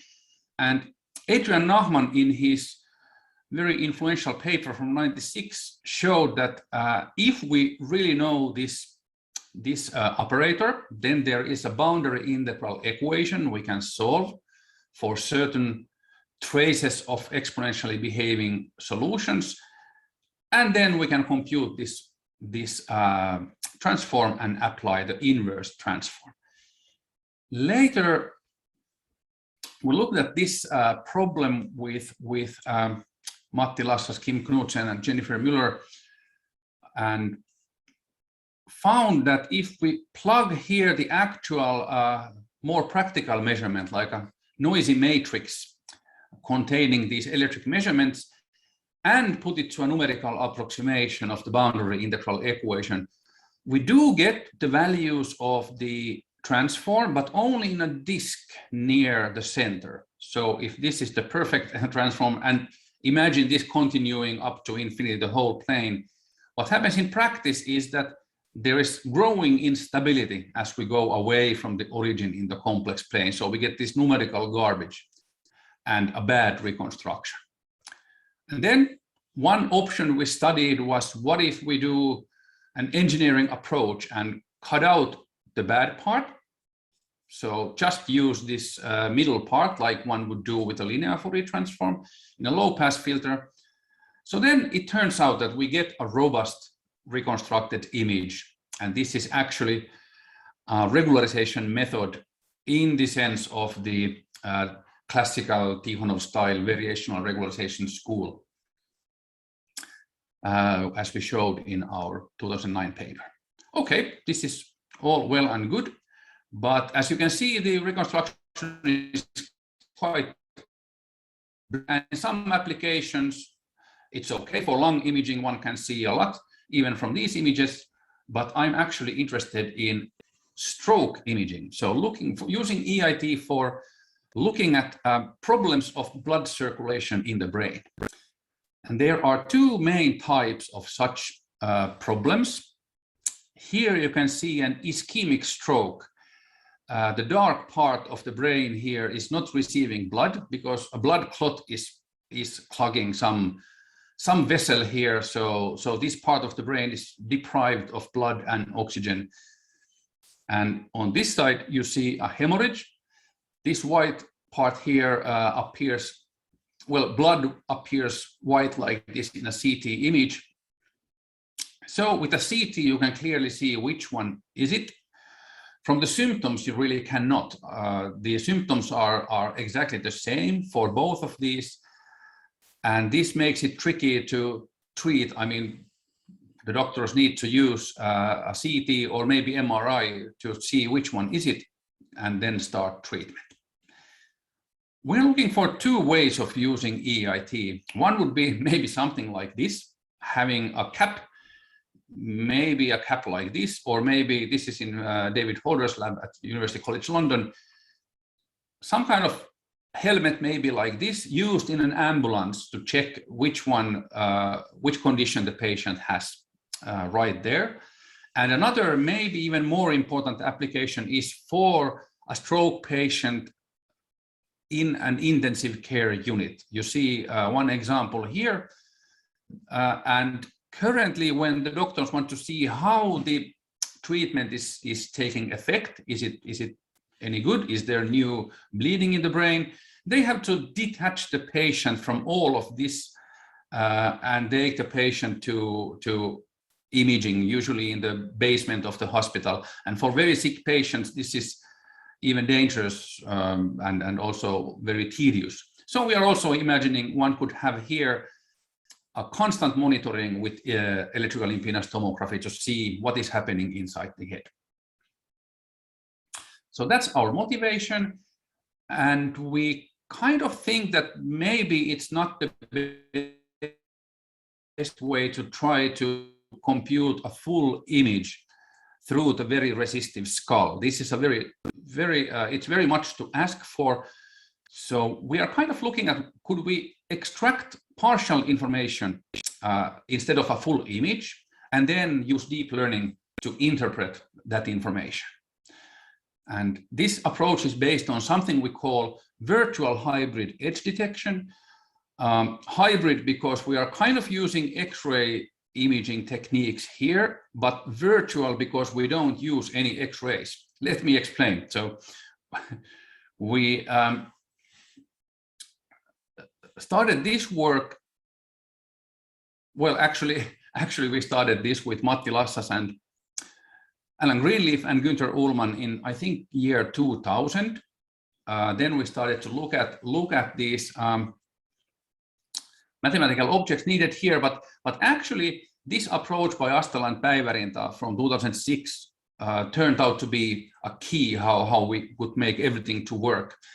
Astala and Päivärinta developed these complex geometric optic solutions of this form for proving the uniqueness for EIT in the two-dimensional case, and when the conductivity is only L infinity smooth. So actually not smooth at all, but a very rough function. They followed a tradition of using complex geometric optic solutions, but they used a new equation, so-called Beltrami equation, to define these functions. So here's the mathy part, heavy math part of my talk. Let's see what's going on here. So first of all, we go from the conductivity, that was this sigma, this strictly positive and bounded function inside the two-dimensional domain. So first of all, we do this nonlinear transformation, simple but nonlinear, going from sigma to mu, something we call mu. So it's this function, and mu appears as a coefficient in this Beltrami equation you see here. The solution is called F. And let me also note that this d bar of z is this operator here, which you might recognize from complex analysis. This is the operator that gives 0 for complex analytic functions. And this equation, one way to look at it is that we are looking at if this f mu function, is it analytic? If it was complex analytic in Z, then we would have 0 on the right-hand side. However, it's not 0 here. We have a multiplicator, and then we have the d derivative of the same function f and conjugated. So it's the Beltrami equation. And the complex solution of the Beltrami equation F is, we can write it, of course, in the way of like real part plus I times imaginary part. And now, by this definition of mu, it happens that the real part of F satisfies the same conductivity equation that we have in our EIT model.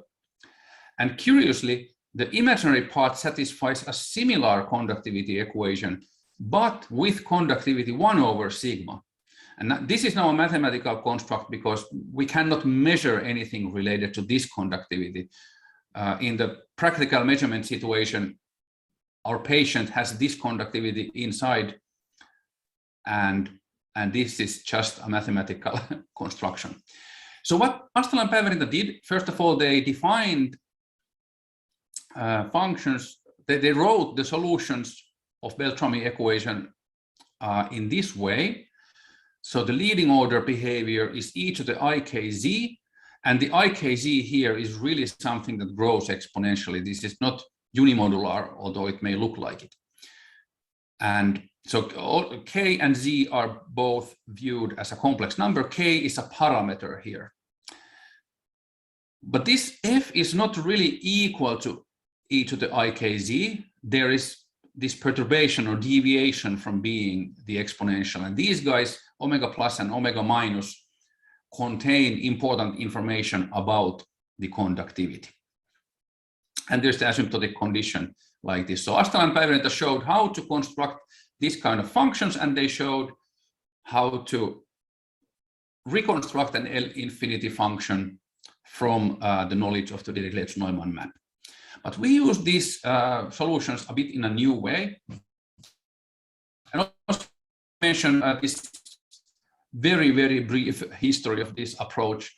So it's all based on Sylvester and Ullmann's seminal work from '87, where they started to work with complex geometric optics with first numerical approach for CGOs with Jennifer and David Isaacson in 2000, and later here is the numerical follow-up work after the paper by Astala and Päivärinta. Okay, so what we do here is we take these omega functions that were the deviations of being exponential of these CGO solutions. And now in place of the complex parameter k, we put tau times e to the I phi, and we integrate over tau from minus infinity to infinity. And doing this actually takes us into the theory of complex principal type operators introduced by Hermander in the early 70s. And this leads us to quite interesting propagation of singularities approach that we can use to our advantage.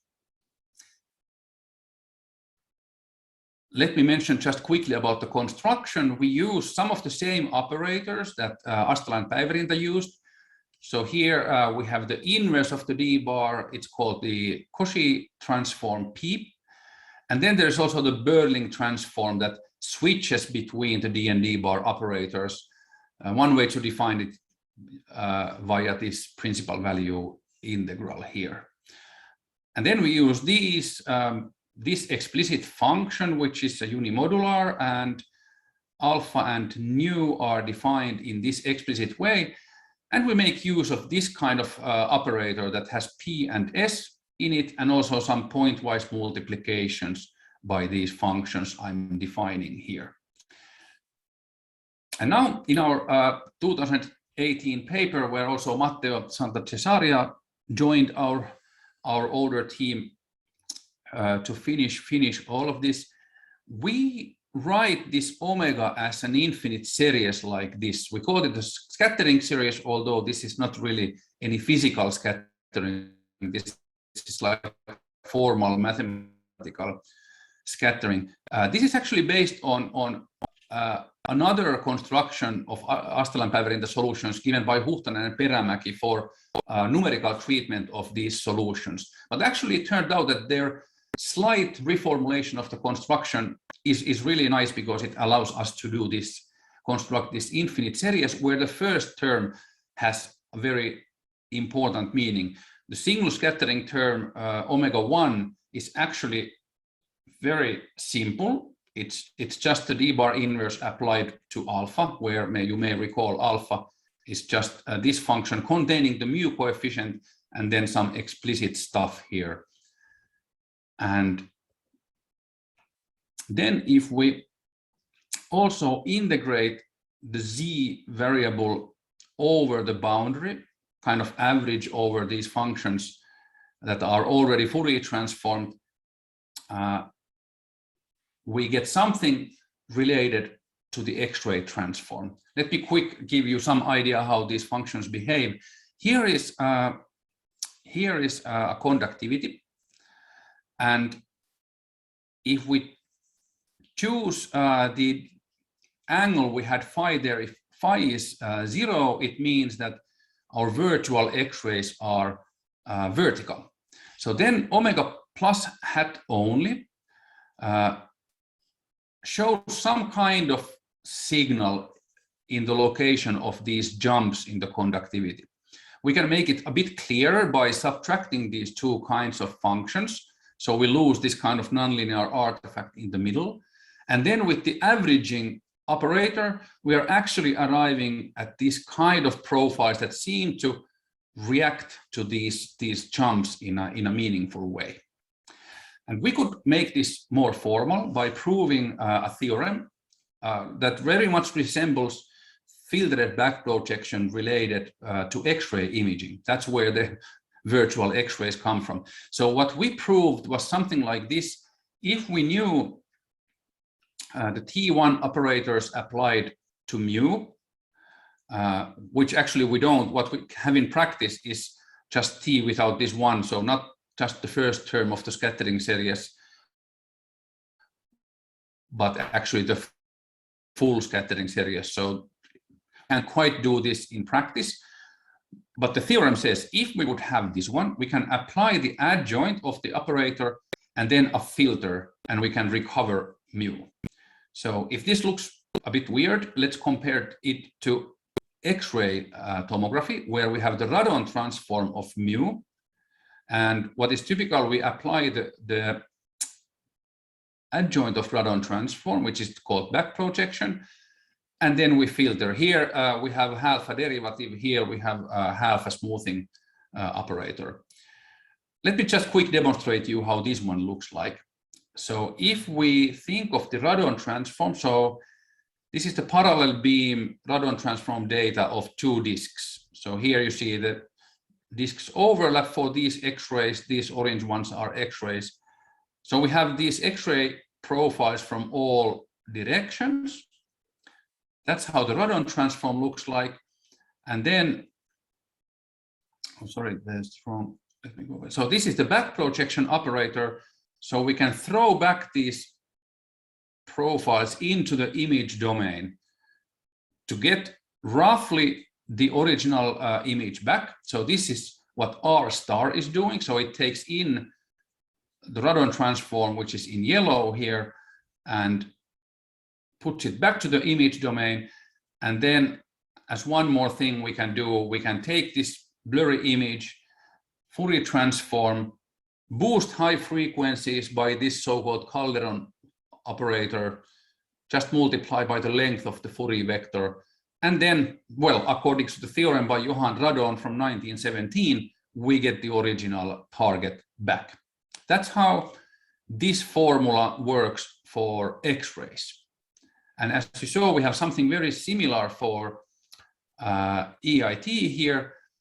And also it can be proven in our paper, we also show that the averaging operator I showed you before applied to this mu coefficient actually can be written explicitly like this in terms of the radon transform in the middle of it, which is kind of, it's curious because we are here dealing with how the X-ray image of mu would look, or the X-ray profile measurement profiles of mu, but mu function is the nonlinear transform of the electric conductivity. So it's nothing that any X-ray would physically respond to. So this is not something that we can really measure. So that's why we say it's virtual hybrid imaging, because we kind of use X-rays here, although it's EIT.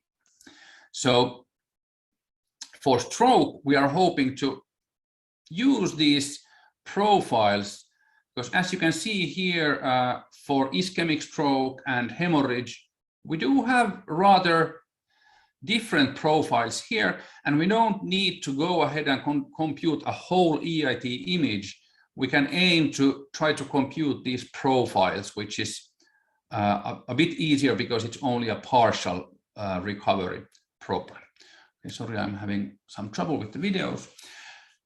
Okay, so then I'm getting closer to the deep learning part. Please bear with me. So now there is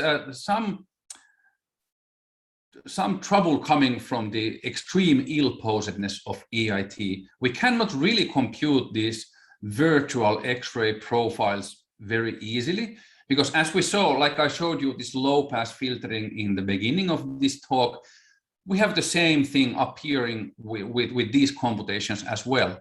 I mean, if we have just a little bit of noise in our measurements, then when we try to compute these omega plus guys in this tau, and we are supposed to integrate tau from -infinity to infinity in the Fourier transform.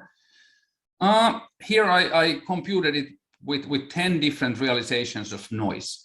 So you see that near the origin, we kind of have reasonable accuracy, but then there is the instability of EIT shows up for larger tau values. And if we have more noise, this is for more noise, then we have only a smaller interval. So when we compute the Fourier transforms, we need to window. And for big noise, we need a narrow window.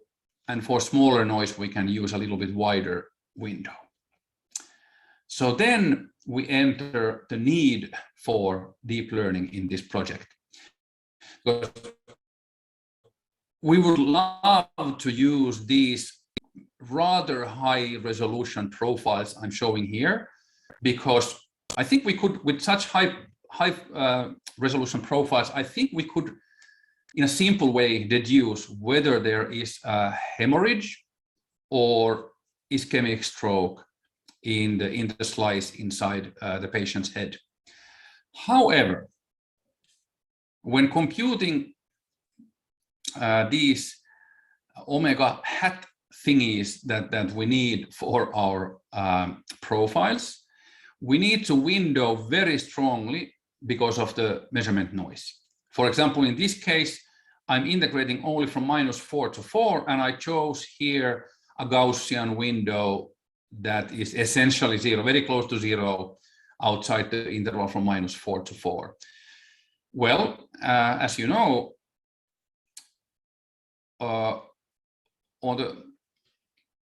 when we compute the Fourier transform with the windowing, it means for the functions that we are convolving. So our high resolution thingies here get convolved with quite a wide Gaussian kernel. So I don't think from so blurred information we can just see if it's ischemic or hemorrhage. I think it's a better idea to try to train a machine to detect that from these very blurry ones. So that's what we tried in our team. And so far we've done this with these disk phantoms. We trained with these kinds of phantoms that did have a resistive skull. You can see here the dark blue one, which is the thing causing trouble for the stroke EIT, because we are probing with electricity, but the brain is covered with something that doesn't conduct very well. So that's the constant problem in this attempt. So we anyway simulated a lot of this kind of two-dimensional brains having either ischemic strokes or hemorrhages, a little bit of deviations in the background so that they are all a bit different. Also, the geometry of the skull changed a little bit in these training data. And then for testing, we want to little bit generalize from the disk strokes we had. So we are also using ellipses and also some irregular shapes and even multiple components in the stroke, which we did not have in the training data, but we will have in the test data. Okay, so we did think that CNNs would be good for this one, but I think in our tests, at least in the way we used them, is not really the best way. But anyway, we tried with this kind of structure after, of course, experimenting with many architectures and with such networks. And also I forgot to mention, so one of the main points I want to make in this talk is that with a very ill-posed inverse problem, my research hypothesis is that it's not such a good idea to try to learn directly from the measured data. My hypothesis is that it's better to use some of the nonlinear inverse problems math developed in the last decades to draw nonlinear features from the data that are noise robust and then learn from them. That way, I think we can make the learning task much, much easier for the network, and maybe we can use smaller networks, less training data. So this was our research question. Is it better to draw these VHED profiles from the data first and then learn, compared to learning just from the so-called raw data, which is simulated here, the DN matrices? So at least the experiments we did here seem to confirm our hypothesis. It seems that learning from the DN matrix doesn't really give very good results. Well, here the CNNs didn't work so well either. This kind of accuracy is not acceptable for the stroke detection. And with multiple inclusions, at least the CNNs we tried didn't work very well. We also tried fully connected architectures, knowing, of course, that it's not very fancy to use these fully connected ones, but we tried, and actually we got very good results with them, even for the DN matrices. We got better results than with CNNs, and with VHED, very good results. But we did get some, when we had multiple inclusions, the DN matrix approach broke down pretty much, I would say. And also we didn't get as good results from these VHED profiles either. Curiously, adding more simulated noise to the data leads to better categorization. We don't fully understand this yet, but somehow it seems that the noise is helpful in this respect, or maybe there is something else at play. We don't know at this point. And then Rashmi Murthy made a couple of extra tries, which were not yet in our paper we published so far. So she applied this kind of RNN architecture, and she could actually improve these categorization numbers quite a lot. So for these irregular shapes, she got these quite high numbers, and even for these multi-component cases, she got quite, and again, we get a better classification for higher noise level. This is something I think we may look more into what is going on there. But so far, our tests, I think, support this hypothesis that in a really ill-posed problem, it may be useful to first draw noise robust features out of the data and only then learning. So that's what I would say is the take-home message, at least for these experiments we made. Of course, this is a desperate attempt to keep traditional inverse problems math still relevant in the era of deep learning. And my interpretation of our results is that so far so good. It seems that the traditional nonlinear inverse problems math is still a good addition to learning. And we will continue we are actively continuing this research. We are pushing for more realistic shapes. So we are going for human head shapes, still staying in 2D models, but also we'll also move to electrode models, which is much more practical than these continuum models for the measurements. And also we will try to measure the data from a 3D phantom with a one-dimensional placement of electrodes in a kind of a belt around the head, and then training in a two-dimensional fashion with 2D training data, but then see, does this learned skill generalize to data measured from a 3D target? And at this point, I would like to advertise a little bit the popular science activities we have in Helsinki. On the left, on my personal science YouTube channel, which is mostly spoken in Finnish, but with English subtitles.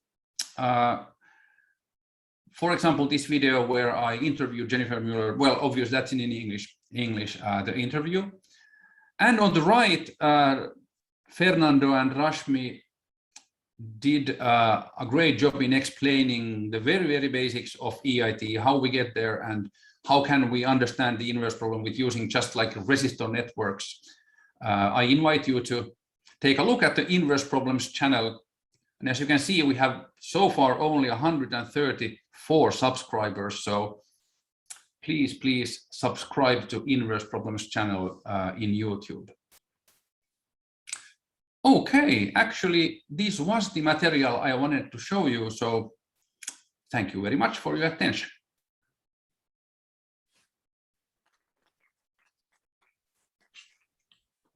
Thank you, Simon, for an interesting talk. Yeah, certainly combining learning with nonlinear inverse problems.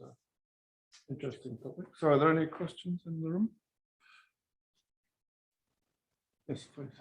Can you please recap what exactly the input and output of your networks are, and what accuracy, how is accuracy defined? Sure. Yep. So, let's see, for example, okay, so the inputs would be functions that look like this. So they are these kind of profiles, but through different. Maybe let me go back a little bit. I hope this video doesn't break on me. I had a bit of difficulties. So, for example, let's take a look at the middle picture here. So, although this is a little bit of too high resolution, but in principle, this is the way it would go. So we would give the network the profiles from, let's say, this direction, this one, this one, this one, this one, this one. So we would feed, the input would be kind of a sinogram like this. These profiles given from different directions. So it's a little bit like X-ray sinogram, but it's computed with electrical measurements. And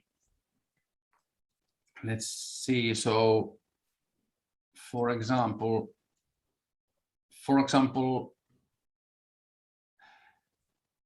here the image input would be the sinogram of those profiles, and output would be the classification into two categories. So then we get, I think it was like 0 and 1, and then we had to also interpret in the classification to put some kind of threshold at how close to 0 or how close to 1 the output needs to be, so that we classify it into ischemic or hemorrhage. Ah, okay. So you're just classifying it. You're not outputting the actual conductivity field at the end. No. In this approach, we are not making an image at all, because that would be very, very difficult and actually not needed. In the ambulance application, we need just the classification. And in the bedside monitoring application, we would need, for example, change from time to time. So in the beginning, we would have CT image what is inside the patient, so it's a good a priori information, and then we would need to monitor changes from time to time. Is there more blood in the brain, for example? So we don't need necessarily a full image for that. Maybe just a number would be enough, like how much more blood is there. Thank you. Thanks. Other questions? Hi, Samuli. Very nice Hello. talk. Thank you. Thanks. I wanted to ask a couple of things. So the first one was the images that you're simulating, the noise that you're adding, I'm assuming is Gaussian noise. Is that correct? Yes, I think yes, we add Gaussian noise to the Dirichlet-Neumann. I don't think I have it here. Sorry. Yeah. So we add noise to the Dirichlet-Neumann matrix, which is the current to voltage matrix actually. So we add noise to those simulated current measurements, and then we either feed that one to the DN matrix CNN, or we solve the boundary integral equation and do all this Fourier transform and windowing that stuff from the noisy operator.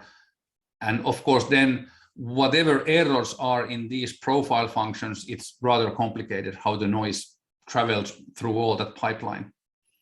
Yeah.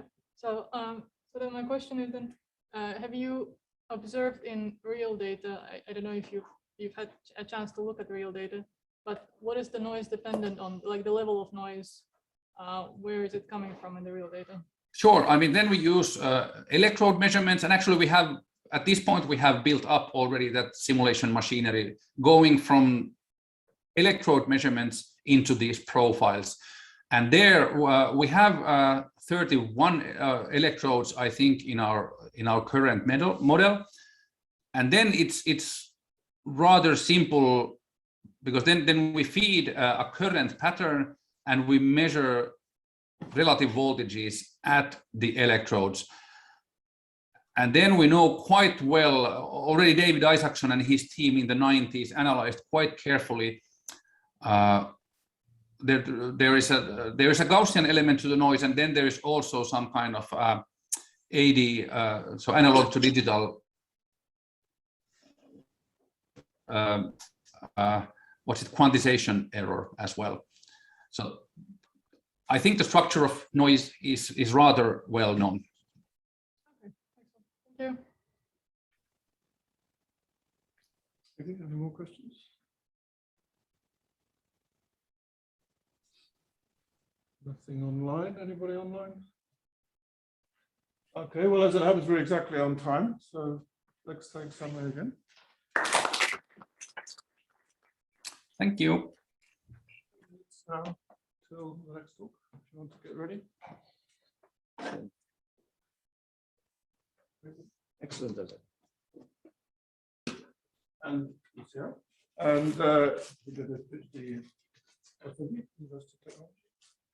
Postdoc at UCL, and I was a tenure track position at Guru, and also received a Finnish Academy postdoc early career fellowship.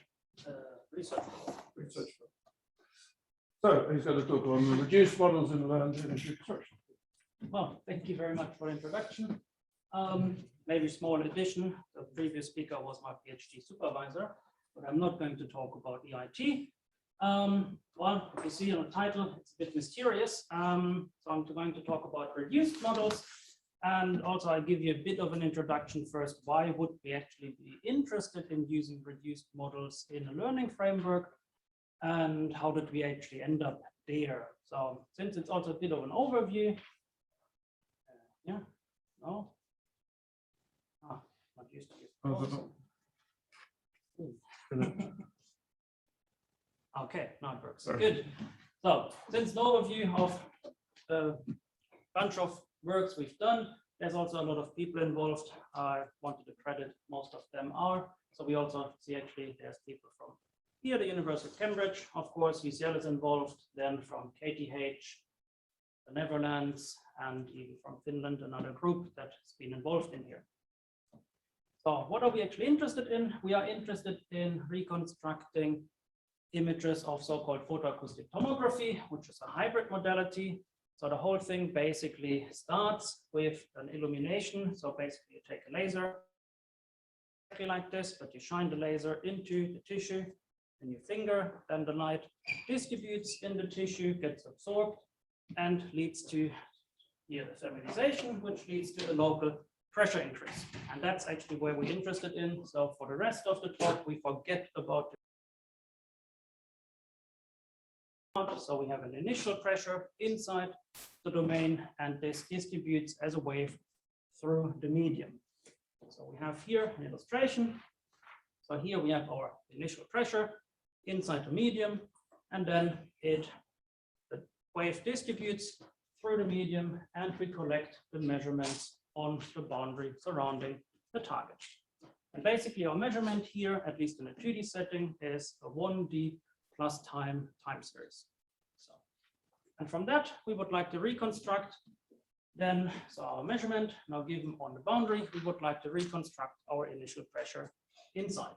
And because, well, so this is our forward problem, the forward problem from our initial pressure P0 to this time series on the boundary. I'm going to be lazy in the future. I'm not going to write this down. So we typically write it in our inverse problem setting as AX equals Y, where A is now the mapping from P0 to the measurement on the boundary. And if we actually have now a nice measurement of this surrounding the whole target, we could actually just solve the PDE backwards. And then we just basically, so we solve the PDE backwards. Do something? Yes, here, very slowly. So very carefully solve it, time step by time step. We back propagate basically the energy that we collected on the boundary back into the medium, and we get quite a nice reconstruction, a bit noise in there, but this is pretty good. Sadly, in practice, as you could imagine, we don't always have a full circle or a sphere surrounding the target. In practice, what we actually do have is the planar sensor. Well, there are actually existing other sensors, but what we have at UCL, we have a planar sensor, so we only measure from the bottom. So here we then shine the light inside the target. It gets absorbed, the pressure wave distributes back, and we collect it on our planar sensor. In fact, we still get quite nice images here. So just imagine you're looking now inside the target. So you look inside the mouse, you actually see here, this is a mouse liver. So you get quite nice images, but you see already that mostly we get nice reconstructions here on the top, but what we suffer is classic limited view artifacts. When you think about X-ray tomography, this would be a limited angle setting. So we have quite a bit of information missing, so we would need to do a bit more than just solving our PDE backwards. So what we classically did were then variational methods. So, okay, so classically we set up our penalty functional. We were trying to find a solution X by minimizing the penalty functional, given here a data fidelity term and some regularization for some prior information that we have. So what did we do? Well, very classically, we did just gradient descent. So we take a gradient step. Here is the gradient of the data fidelity term and the gradient with respect to the regularizer. And what we now do, what we want to do in the Learn framework, we actually had also yesterday a nice talk by Rebecca Willett on it. We want to now do this in a Learn framework. So now we take these ingredients here. We had take the gradient of the data fidelity and basically the X, because we don't want to pre-describe our prior. We take these ingredients and plug it into a network that now computes our updates. And it's basically an updating operator in an iterative scheme, using the same ingredients that we would use in a classic iterative reconstruction. And then we repeat this for a number of iterates up to n. Then we define our full reconstruction operator, which consists of our n iterates or n updating operators. and then we get our output. Yeah, we get our output after n iterates here. Good. So the main question is, how would one train this? And actually, this was nicely touched on it yesterday as well. Ideally, to get the best results, we would like to train this whole reconstruction operator together in an end-to-end manner. So all iterates together. That means we're giving data. So we have training pairs, input data, ground truth reconstructions. We could train this in a supervised manner. So we plug in the data, we have our full reconstruction operator, and train this to be close enough to our ground truth. But that comes with a few limitations. And in fact, we don't only need to calculate the forward pass, but also we need to calculate, of course, the backward pass. Now, if we think about what was my problem, I'm working in 3D, and my forward model is the wave equation, which is rather expensive to actually simulate. Well, expensive in the sense of deep learning. Everything over a second is very expensive to train because you need to repeat it 10,000 times, 100,000 times, and that adds up very nicely. So end-to-end training is not really scalable to even large image domains or higher dimensions. And those are two factors. Mainly, well, we could, one limitation is just, well, we have a large volume.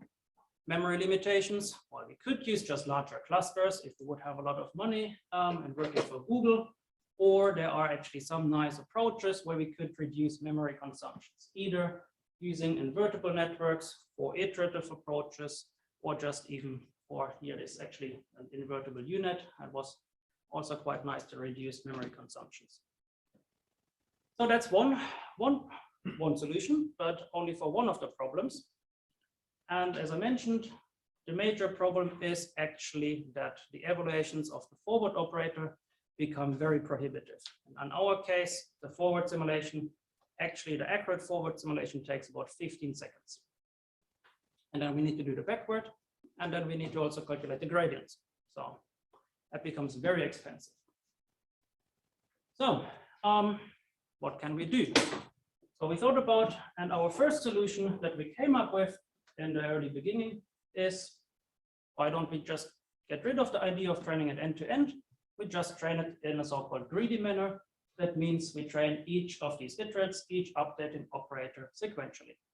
That was an easy solution, and it actually worked very nicely. So that means now, instead of doing this, we train now the whole reconstruction operator. We only train each updating network to be close enough, to be as close as possible to the ground truth that we have, given the output of the previous network. Of course, in terms of the optimality, this is an upper bound to end-to-end training, but actually, as we saw, it worked really nicely, and it made training 3D iterative learned reconstruction possible.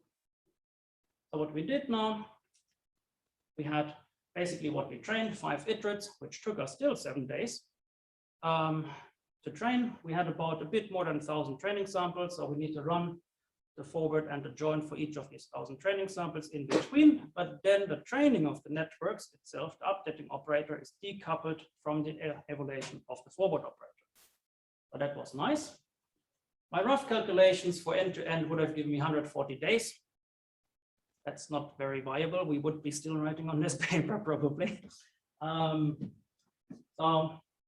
it was nice. And what did we get from it? So we basically got a reduction in computation times by then being able to reduce the amount of iterates that we need in comparison to classic total duration. So total duration we would, because we're not that patient, we would just run for 20 durations. We're satisfied with that. Now we could cut it down to 5 iterates, but we're still limited by actually the time that we need to evaluate for the forward operator. So we're still at 2.5 minutes for learned reconstructions. It's better, a bit faster, but still not really viable, especially because Simon hired me to do real-time imaging. So that's definitely not real-time. So we thought, what could we actually do? Now we're coming to the actual part of this talk. could we reduce the computation times? So obviously the bottleneck for us is the computation times of our forward model. So is there some principled way to achieve first scalability and also computational speed up using some sort of model reduction techniques? And model reduction techniques, I now understand in a very broad sense that we are just reducing the computational complexity by either using coarser discretizations or analytical approximations or more efficient solvers. Some way we need to reduce the computational cost. And just as a short side note, what we did, we actually investigated the coarser discretizations, which nicely actually captures also the memory footprint. So you can reduce the memory footprint and the evaluation time of your forward operator by doing the learned iterative reconstructions on increasing resolutions. But then you're actually still limited by the evaluation time of your final iterate. So it solved some issues, not all of them. So, but also one problem is that if we're using now these reduced models, we typically suffer a loss of accuracy. So we do end up with something that is not as optimal as I would if we would use an accurate operator and needs to be compensated for. It's maybe quite straightforward to do that in a learned framework. And also now the rest of my talk will be two different paradigms to do this correction, especially either we just plug it into learned framework, or could we actually now use an approximate model and correct it with a network. So, but let me just shortly talk about the approximate model so you get a bit of an idea. So now we have actually one benefit of working on the plane, and especially so if we have a planar sensor, we can use such a relation between now here x again was our input and this is a Fourier transformed input. There's a relation, so we basically, let me put this up. So instead of using the wave equation, solving this very accurately, what we can do is actually quite nicely related to Samuel's talk before. We transform this to the spectral domain, and then we multiply. So we basically do the propagation by multiplication in Fourier space. Then we are on the spectral domain of the sensor, and we do an inverse Fourier transform on the sensor. That's nice, and especially actually is done for the inverse.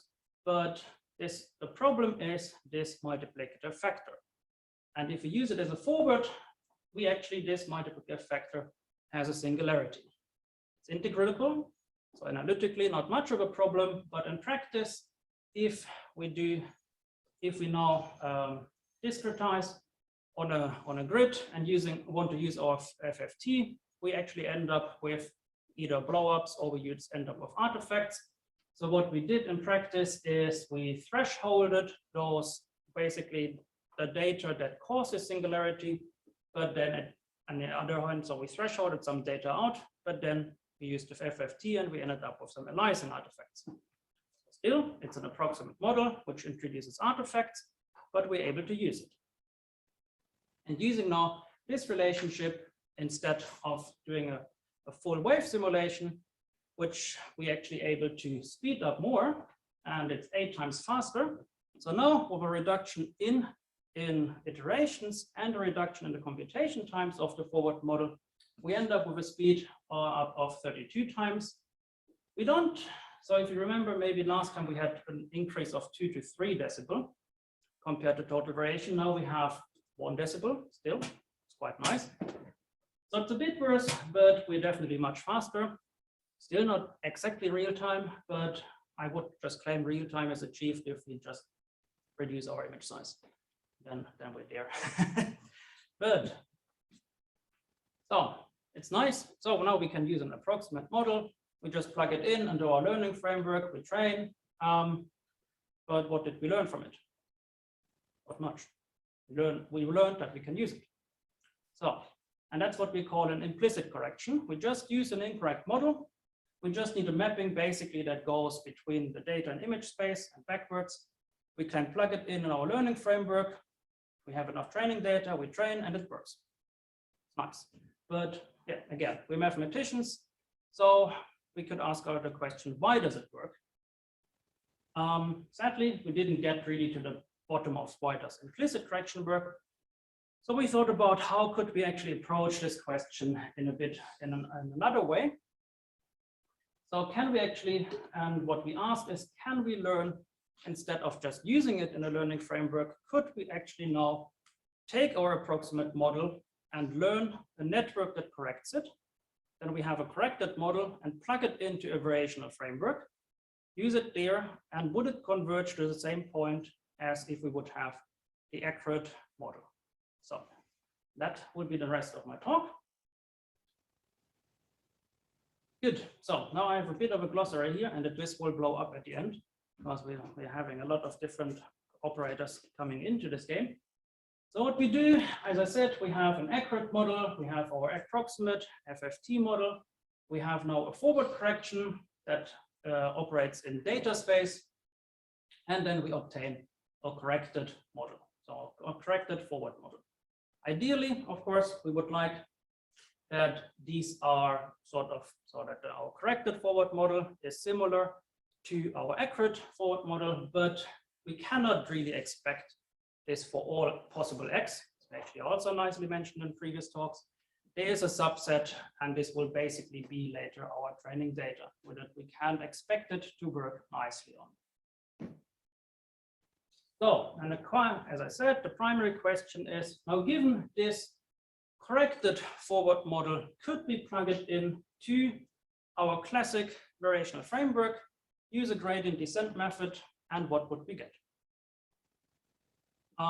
So let's just see what happens. So basically it means that we want that the minimizer of this will be approximately the same as the minimizer of our classic, I call it the accurate functional. And to draw connections to the learned iterative schemes, we now are concentrating actually just on gradient descent methods. So that means, so of course we need to compute the gradient of our penalty functional, and we would need that the gradients are then similar. If we just do this basic framework, we would need that the gradients ideally would coincide. So let's compute the gradient that we get with this corrected forward model. We get something like this, because while we use a neural network as a correction, so it's a nonlinear correction.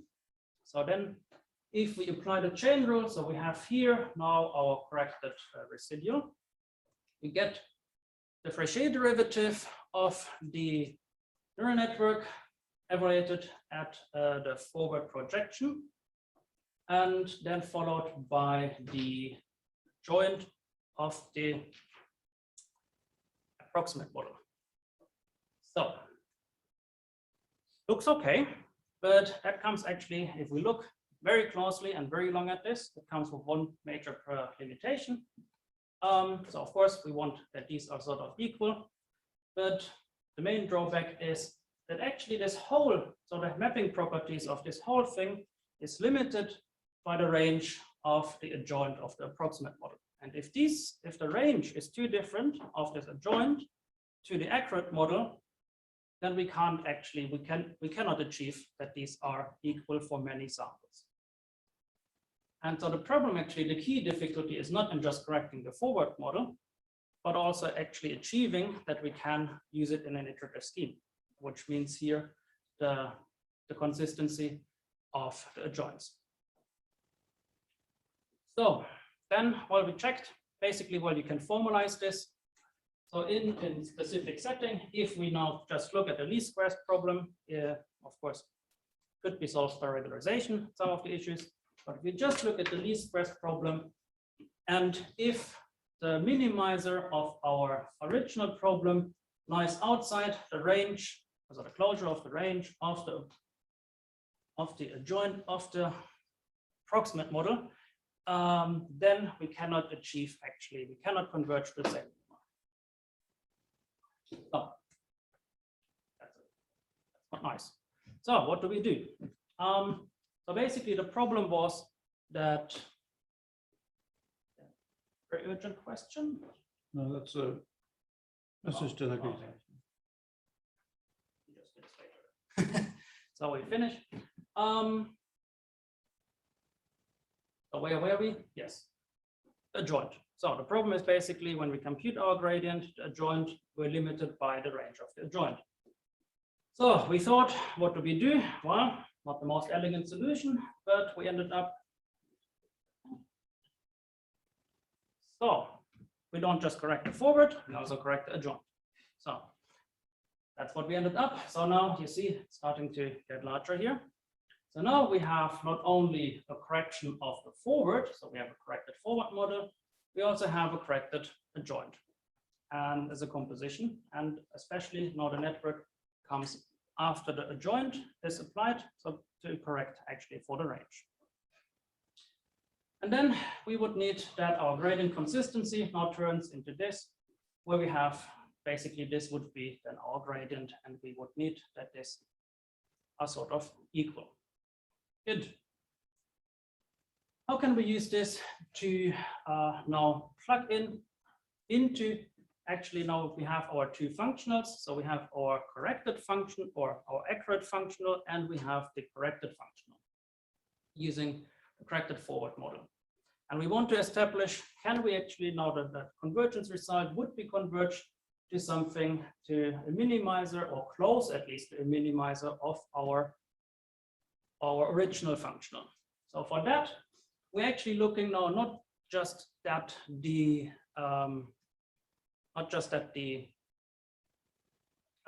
gradient always coincides, we rather actually look at an alignment condition. So that basically we want that now our corrected gradient points in a similar direction as the original gradient, at wherever point it is evaluated. So that's what we look at here. So of course, if these are equal, then this would be 1. So they're showing in the same direction, then we would definitely converge to the same point. So as I wrote, a bit of abuse of notation now, we consider the gradient of the, how did I call it? The corrected functional as this composition where we have the corrected adjoint and the corrected forward model. So with that, actually, it's quite straightforward to just to establish that we can converge to the same neighborhood. So X is now the minimizer of our accurate functional using the accurate model.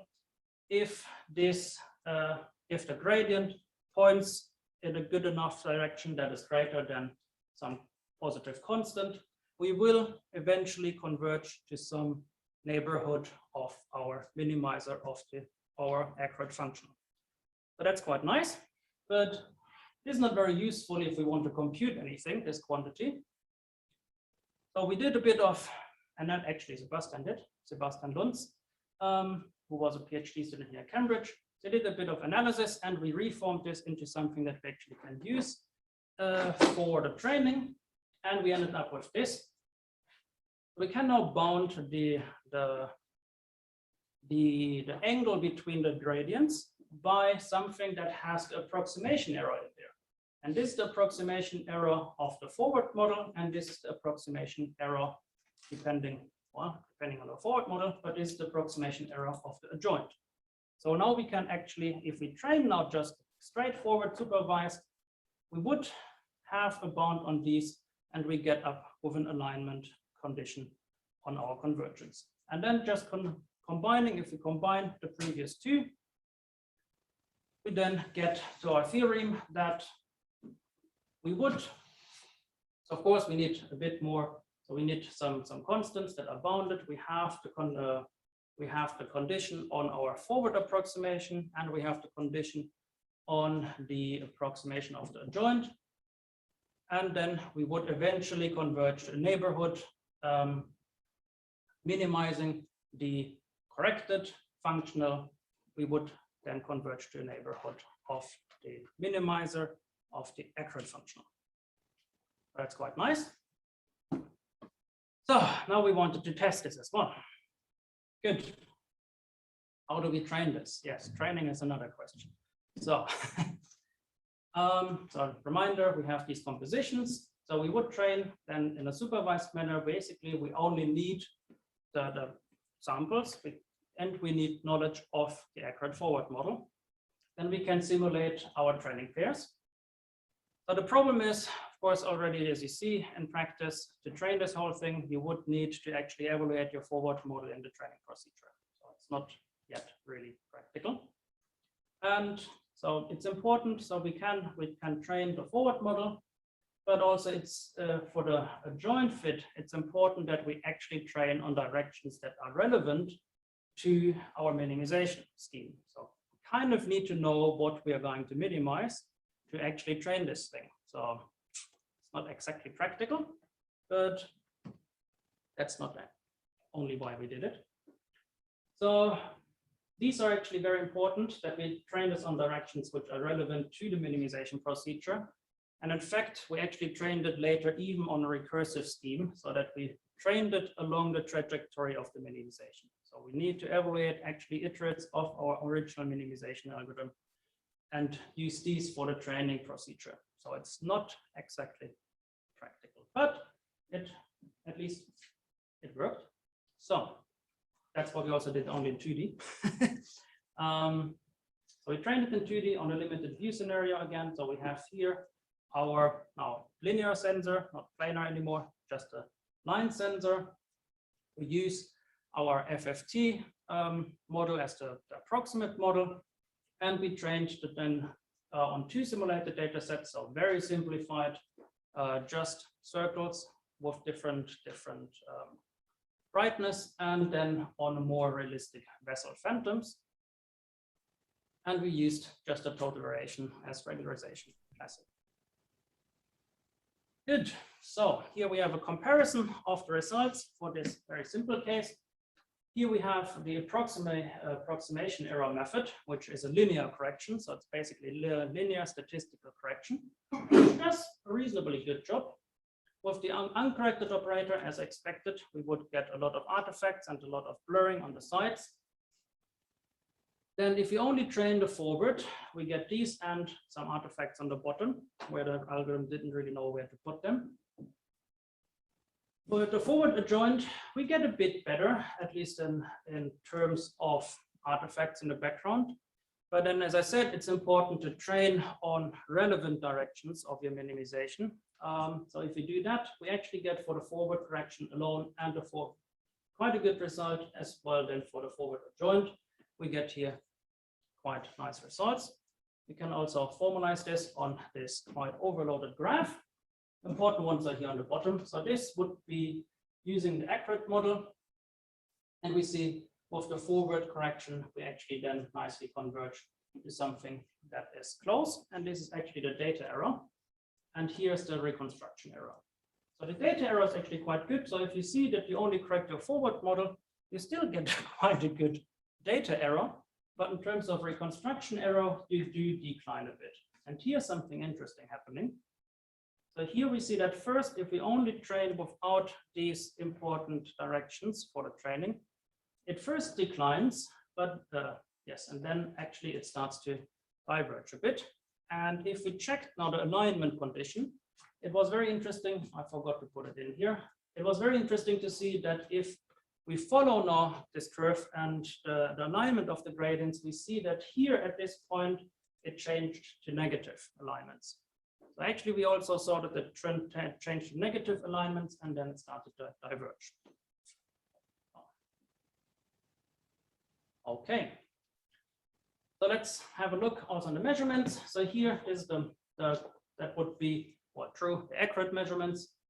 Here we have the approximate, so now we actually see nicely our aliasing artifacts and the corrected ones, even actually here threshold some of these reflection artifacts out. And we also see actually the gradients are nicely fit. So that's here you have a lot of these streaking artifacts, so the aliasing artifacts, which are removed in the corrected gradient. So for the vessels, things get more difficult. Also 2D is a very difficult problem for photoacoustics, the limited view problem. So here the problematic areas are down here. So these are very hard to reconstruct, just in the bottom where it's almost nothing detected. Over the accurate model, we get a reasonable reconstruction, but you actually see that even here we can't really reconstruct the bottom. Of the uncorrected, there's a lot of information missing here. approximation error method does a good job, and generally, actually, all of these corrections are doing reasonably well. There's a bit of some artifacts actually still sadly remaining here, but the bottom parts are getting a bit better. It's very subtle, very subtle. Okay. But one nice thing actually is, now that we are back in the variational framework, what happens if our noise actually changes from the case that we trained on? Now here we have also, again, this is a very difficult problem just in the bottom. So we measure here on the top. So just imagine you really don't have much what you see here. If we use the uncorrected, so just an approximate model, it's pretty bad. If we do our full framework of the forward joint of the parameter that we trained on, it gets a bit better, but it's pretty messed up here. And if we adjust the regularization parameter, actually we increase the regularization parameter that we get a larger regularization here, we actually get a very reasonable reconstruction for this rather difficult case. So at least we retained some of these properties that we know from regularization theory, that we can adjust the parameter even if the network, the forward model, or the whole forward and joint correction was trained on a different setting. So to wrap up, some final thoughts. Well, approximate models, at least if we think about three-dimensional or very high computationally expensive problems, if we want to use, at least if we want to do learned image reconstruction in a model-based setting where we use the model in the reconstructions, it is necessary for speed up to consider some computational improvements to your model. Implicit corrections, if you're just interested in getting good reconstructions and just getting it to work, you have training data. Implicit corrections work well, but are still difficult to analyze. Maybe we're getting there someday, but not so soon at least. Explicit corrections, we have investigated that we can train an explicit correction, we can plug it back into a variational framework, and we still get convergence results, or a result on that we actually converge to the minimizer that we would expect under normal conditions. Primary limitation, it's not really practical because the training procedure is very expensive. We need to know the accurate forward operator, and we need to train it on directions that are relevant for the minimization process. But our theoretical analysis, one takeaway that we, at least for us, take away, using approximate models, it's not only important to correct the forward, but it's actually important to correct in the directions that you're going, which might, or the forward adjoint did here the job, which might to some extent explain also why primal dual methods or the learned primal dual methods are doing so great in the learning framework, and might be actually a solution to use in the future. Again, we only end up with the end-to-end problem. We can't really train these end-to-end for a large amount of integers. With that, I thank you for your attention, and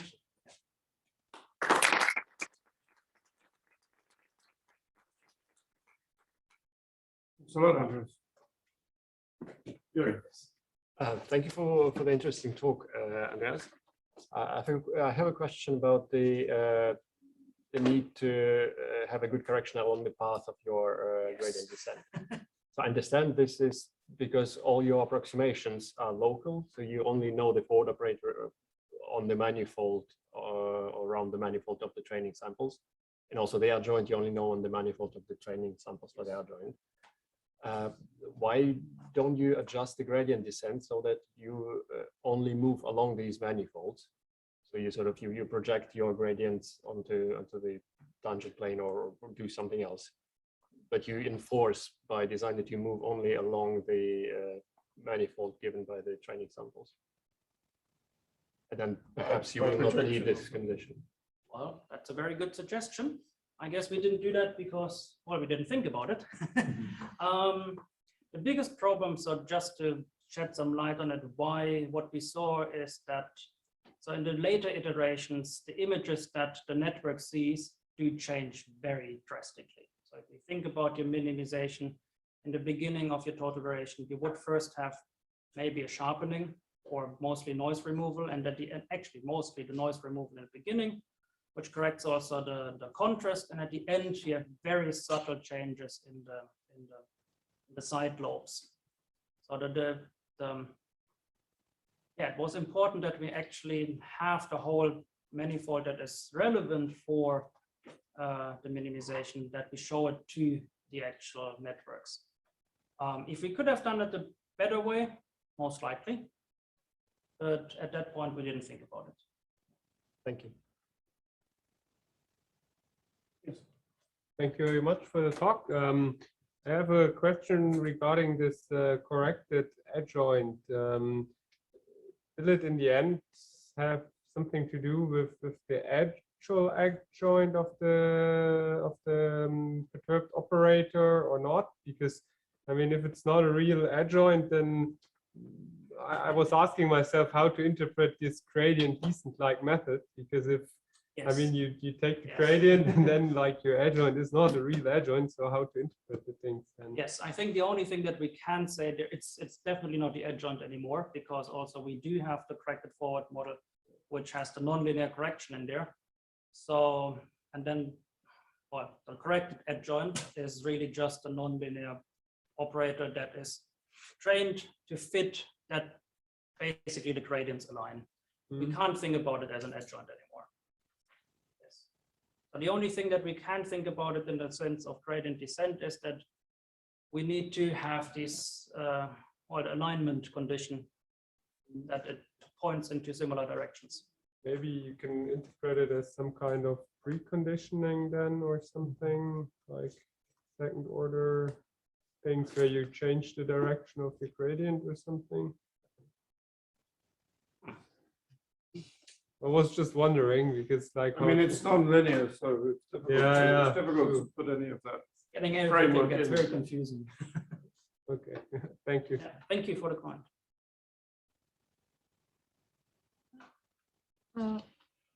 So thanks for the presentation. I wanted to ask just a couple clarifying maybe questions. When you show this first phantom with a bulb, and then you say that, okay, here's my data and here's the approximate data.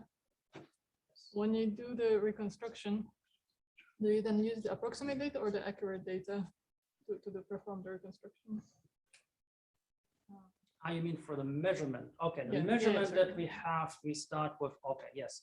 So we assume that this would be, what we get from the measurement device.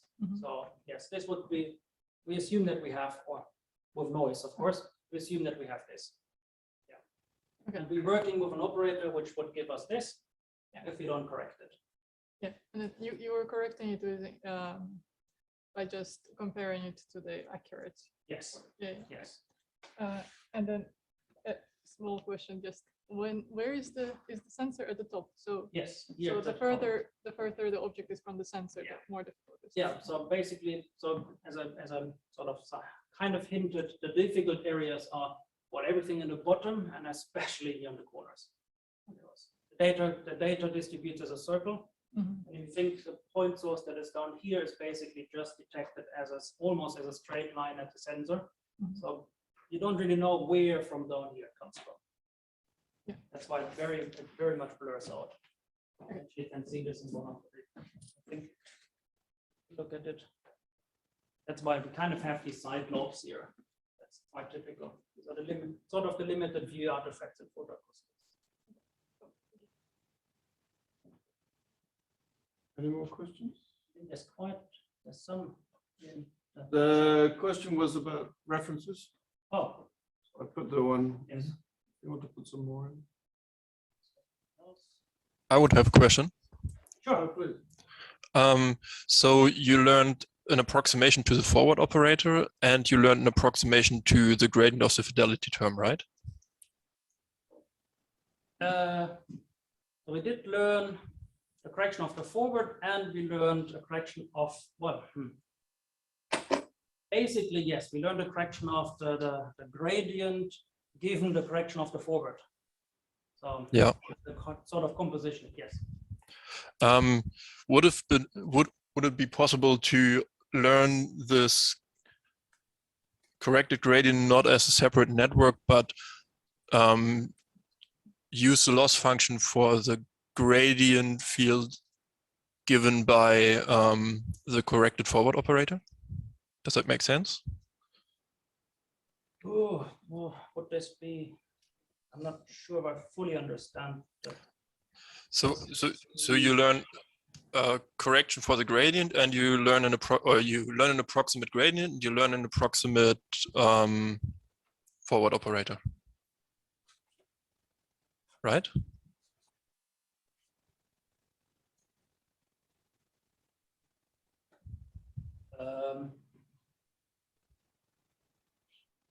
Okay, let me try. We learned, so we learned here at least the correction of the forward, and yes, we sort of learn a final network at the end that corrects this whole term.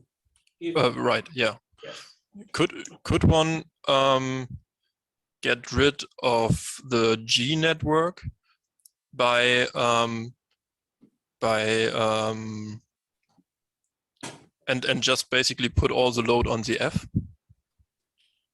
But that's sort of what we did in the beginning, and then so if you just take a gradient approach, so there might be better ways to do this, of course. So if you just do that, if we only have everything on F, we end up, that was the problem, that we end up in the final, where if we compute out the gradient, we end up with the adjoint at the end.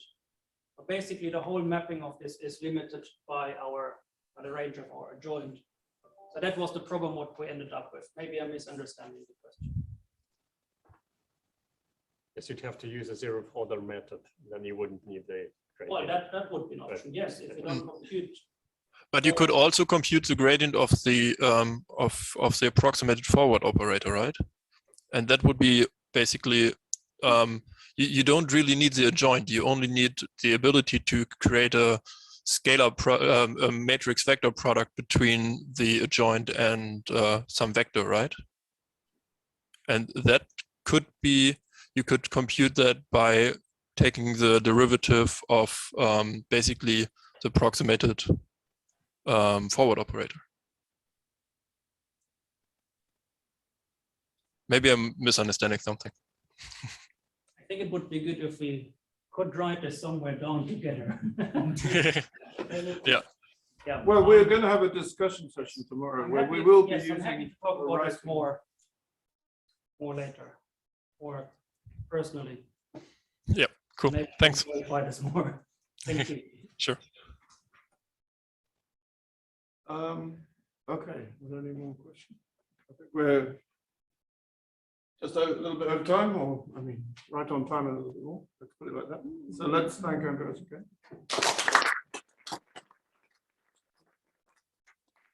Break. See you back in 15:30.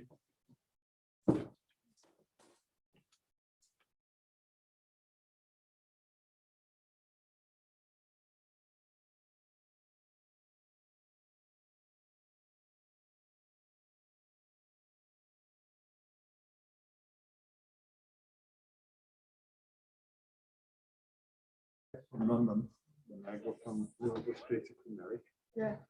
I mean, how many times I have had near misses and new collisions? That's really hard. And it's just really difficult to stay calm when you're excited.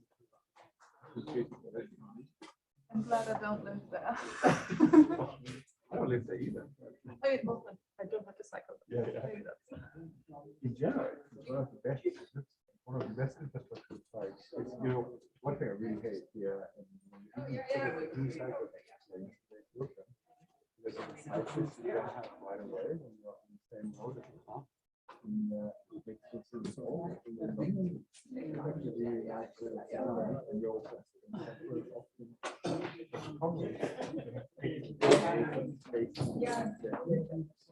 don't know why.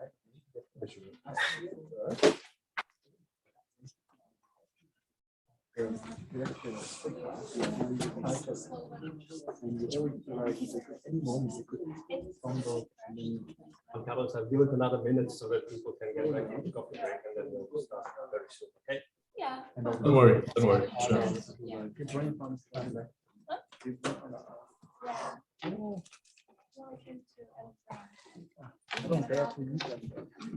Oh, welcome everyone to the final session for today, I believe.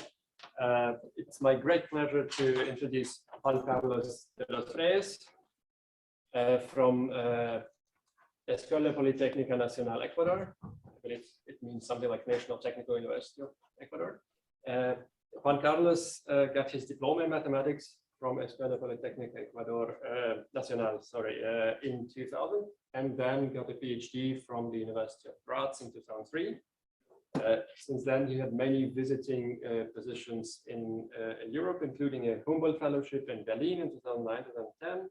But every time he came back to Ecuador, to Escuela Politécnica Nacional, and every time on a higher position.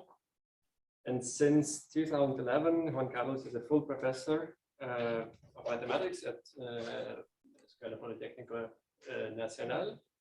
And since 2019, also the university director of research at this university.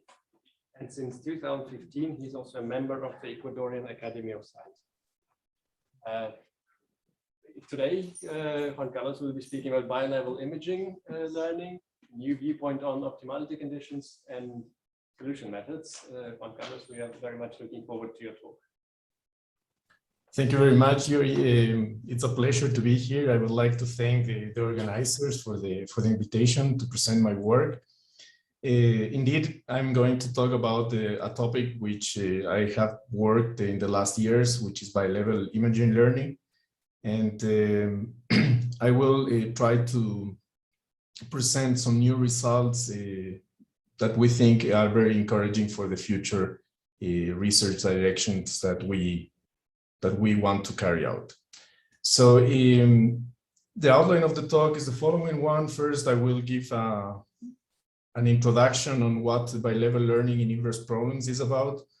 Then I will talk specifically about the bi-level imaging learning, something concerning optimality conditions, which is one of the main tasks in this talk. And thereafter, I will comment on something which is a quite new result about an MPCC reformulation and the consequences that has.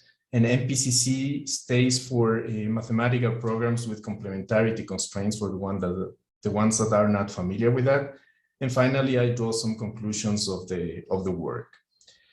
So let me start with something that many of you already know very well. So in a general inverse problem setting, what we are trying to do is to recover a solution U from some corrupted data F through this frequentist type of equation, where we have that the corrupt data is the image of the operator T of the solution we want to recover, plus some additional noise. And this T operator may be a linear or non-linear operator, and that models the relation between the solution that we want to recover in the data that we had at the beginning. And a part of that, we add some noise to this frequentist setting to consider the recovering of the solution. So depending on the properties of T, for instance, if T has an unbounded inverse, then we get an impulse problems, and several difficulties arise in this inversion related to non-uniqueness, instability, and different sort of things. Even in the case where this operator behaves good, we still have the noise on the right-hand side that we have to get rid of. So the typical approach or typical way of doing the things is to regularize by adding some a priori information on the solution properties that we may know, and in that sense try to recover a good solution of this equation. Specifically in the variational approach, what we do is we consider this corrupted data F in some energy minimization problem. And in this energy minimization problem, we have two types of terms. The first one is concerning the regularization, where we incorporate some prior knowledge we have about the minimizer or the solution we want to recover. And a part of that, there is a data model, and this data model actually compares what the solution of the model, of the forward model is with the data that we had at the beginning. And in this data model, this data model may depend on different parameters, which are notated here by lambda. And these parameters are responsible for getting a good reconstruction of this variational inverse problem. And the choice of these parameters lambda is crucial in order to get a better reconstruction of the solution. And of course, as you can imagine, the results depend heavily on the prior that we use and also on the data fidelity or the data model that we consider, but a part of that also on the choice of the different parameters. And the parameters may be just scalars, they may be vectors, or they may be even distributed parameters that are considered within the inverse problem. So this is an example, a very easy one, very standard one, where we use a total variation regularizer for this kind of card images. And in this left picture, we have some under-regularized solutions. So we still have a lot of noise involved in the image, and we didn't get rid of that. On the right-hand side, on the other hand, what we have is an image that is over-regularized. It doesn't get rid only from the noise, but also the details are missing in this kind of regularization. While in the middle one, in the center one, we have a regularization which is optimal, with an optimal chosen parameter. And of course, if we choose that in a good way, then we get a better reconstruction. So for doing that, or for choosing this type of parameters in this context, what we do is we consider a bi-level learning approach. And in this bi-level learning, what we presuppose is the existence of a training set of noisy measurements, FK, and also something which is considered as ground truth images in the case of imaging, or ground truth solutions in general in the inverse problem context. And given that training set, the bi-level problem may be formulated in the following way. We compare actually the ground truth with a solution UK that is obtained through this minimization problem, this variational minimization problem, which in this part is considered as a constraint. So this is a loss function that compares maybe one training pair, but also a lot of training pairs. It can be just a sum of loss functions. And the parameters belong to some feasible set, some admissible set. And the constraint, the lower level constraint, which is this one here, incorporates precisely the energy term that we had in the slide before. So choosing one lambda affects the reconstruction that we consider. So if we choose it differently, we may obtain a different UK, and also some UK that minimizes the distance or the loss with respect to the ground truth. Now, this is a very general setting, and the operator T that is involved here, and this is a quite interesting aspect. This operator T may be linear, maybe non-linear, maybe non-local, or even it may be a PDE solution operator or other possibilities that can be incorporated directly into the bi-level problem setting.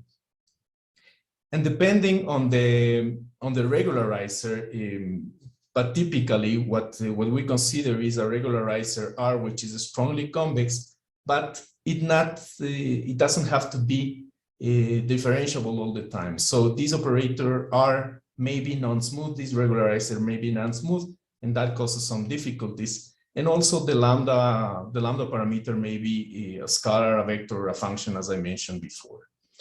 So the typical way of analyzing and obtaining results for this bi-level problem setting is replacing the lower level problem with a necessary optimality condition. If everything goes through, then this is very, very straightforward, but typically T is nonlinear or R is not differentiable, and then the whole difficulties of the bi-level problem analysis arise. I just mentioned here some references, by far not complete.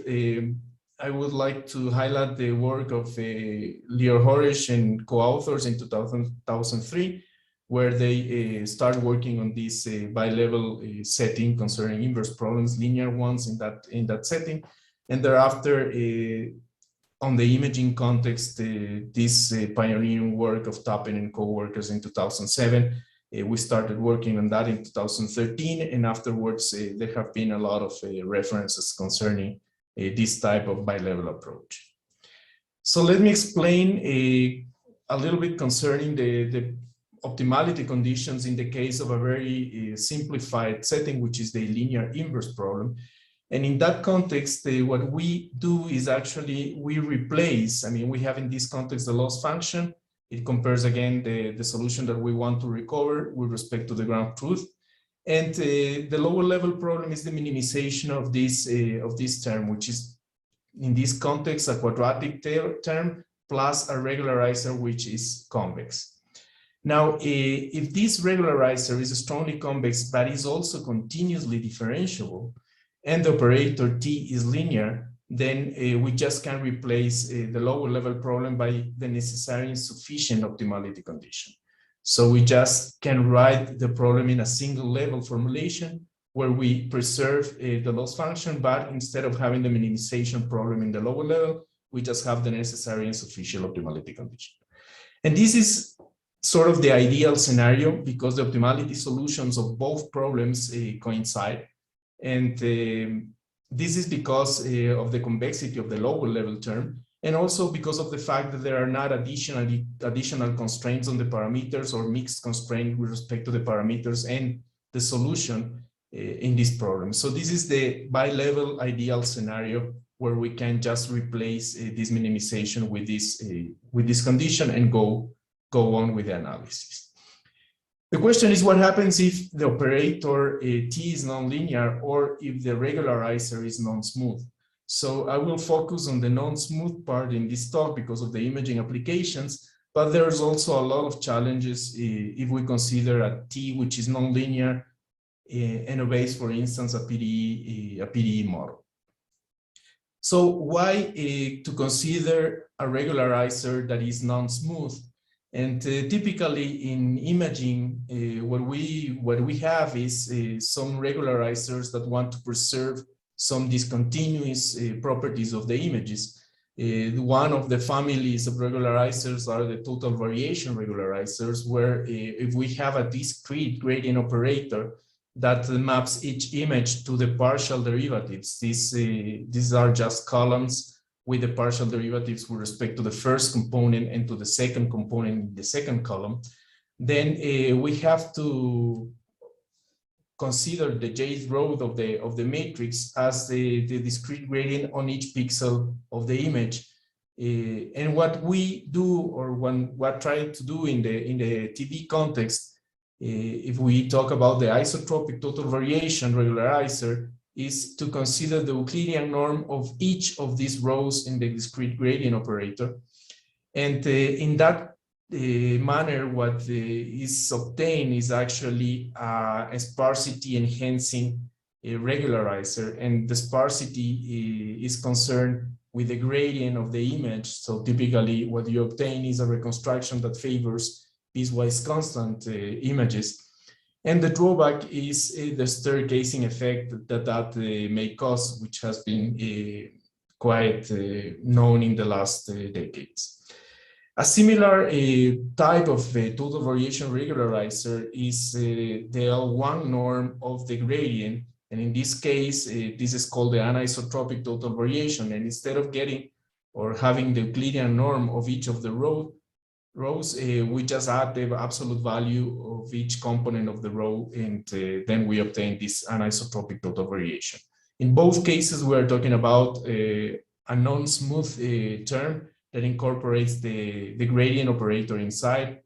And this is a first order type of regularizers that is quite used in the imaging context. Another one is the second order total generalized variation. And what it does is actually, it considers some sort of sparsity enhancing regularizers for the second derivative. So it adds in this setting imagine you have the gradient, then it maps the gradient to the space of symmetric matrices, the M times space of symmetric matrices. And you can compare that with the Jacobian. So you have the gradient, you take the Jacobian of the gradient. This is sort of what intuitively is obtained. And you get a second order term which lives in the space of matrices, and you get or you compute the Frobenius norm. And in that sense, introducing this auxiliary variable that compares with the gradient, you penalize with this Frobenius norm the second order information. You still favor the sparsity, and you still favor a reconstruction that is suitable if you have, for instance, a piecewise linear reconstruction of the image that you want. So this is, for instance, the case in the following images. In this first one, we have the image with a lot of noise.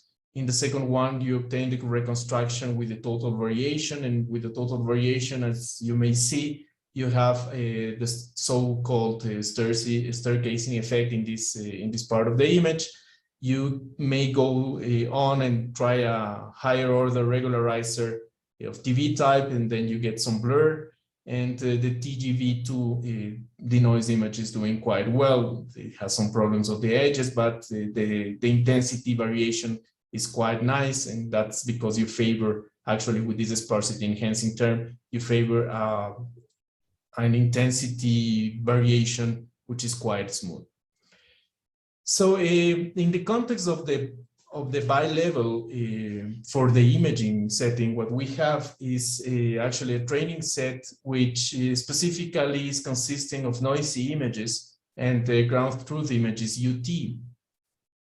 And in this very general framework, what we do is we compare the image that we recover with the ground truth, and in this setting, the energy that we consider is a very complete one, I would say, where we consider different data fidelity models. So this is the D1, but we consider in principle K different data fidelity models. And all these fidelity models are affected by some parameter functions. And we consider as well these L1 terms, also the Euclidean ones as a total variation case. This one is maybe related to, or can be related to the anisotropic total variation. And a part of that, we consider second order regularizers like in the total generalized variation sense. What is the objective here is actually to choose the parameters that go inside these functions, these parameter functions P, for the case of the data fidelity, and also the parameter functions that go into the other terms of the energy. And choosing these parameters, we want a reconstruction that is as close as possible to the ground truth. Now, this is a very general setting where we incorporate all the possible non-smooth convex regularizers up to the second order ones. And a part of that, we have to consider constraints, positivity constraints on the functions that we incorporate in each of these regularization type of families. And these functions may be considered, for instance, patch functions is a very classical way of doing that. So it regularizes differently in different parts of the images. And but you may also consider different type of C2 functions that you may be interested in to recover the solution. Now, this is an example of what happens, for instance, in the case of a validation set of images, and what happens with respect to the different patches you may use. So in the case you use only a scalar in this total variation, this is a very simplified total variation reconstruction with one data fidelity model, which is a Gaussian one. And if you use a scalar, then you get a good reconstruction, but you improve up to 8 times 8 patches. And up thereafter, you get a more spatially dependent solution. And this is over-regularizing the images that are considered for the training, but are not performing that well with the validation set. So choosing this type of parameters is the main issue that we are interested in. And in the case of the total variation denoising, which is the very simplified setting that we consider hereafter, we have just this fidelity term consisting of the Gaussian recovery and some parameters that affect the data fidelity model. And a part of that, we have the total variation term. And in this specific setting, due to the convexity of the lower level model, we can reformulate this lower level model as a variational inequality of the second kind.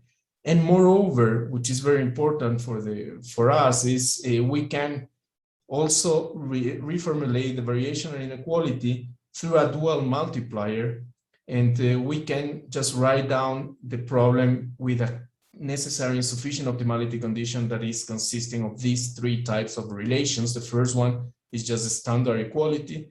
In the second one, we still have the non-smooth Euclidean norm, and also we have some inequality with Euclidean norm in the last part.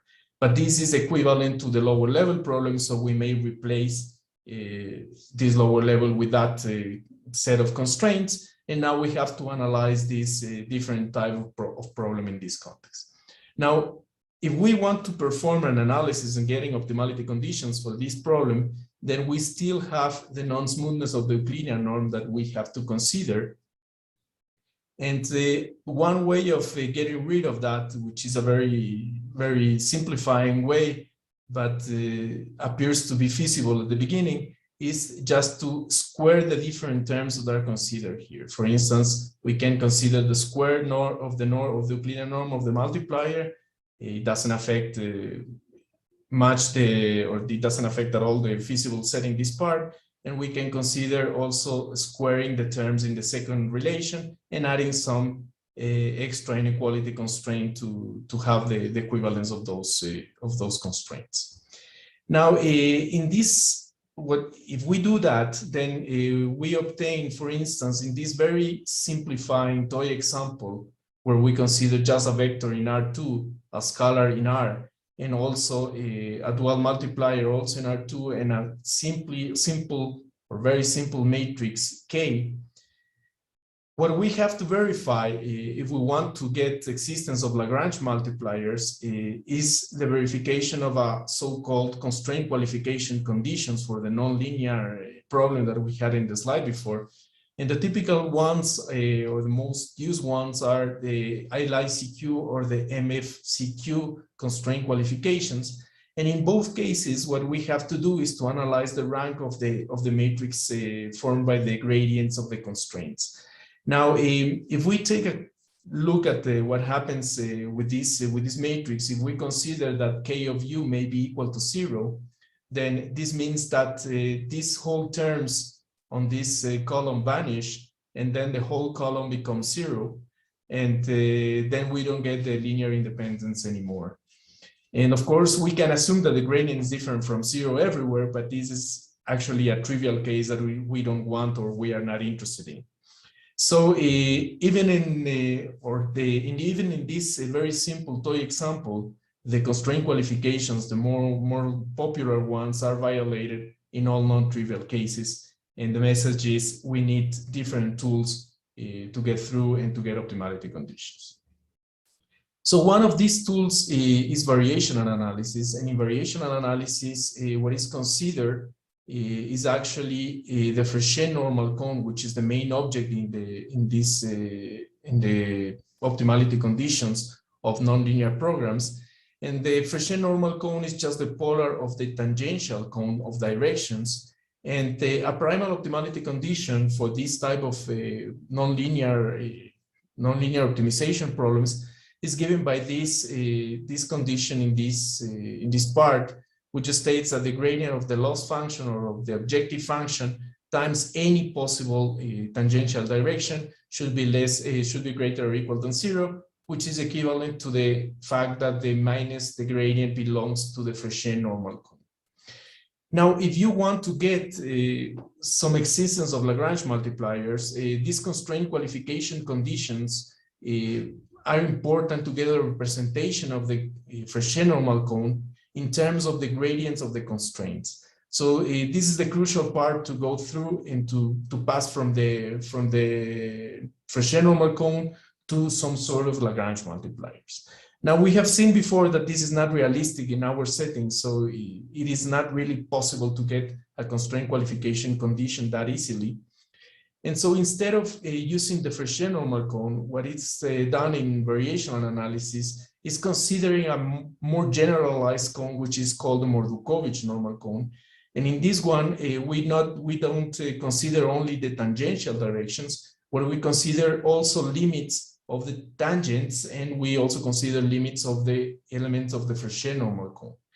And in this context, if we consider these Mordukhovich normal cones, the constraint qualification conditions are more relaxed and more easy to be fulfilled.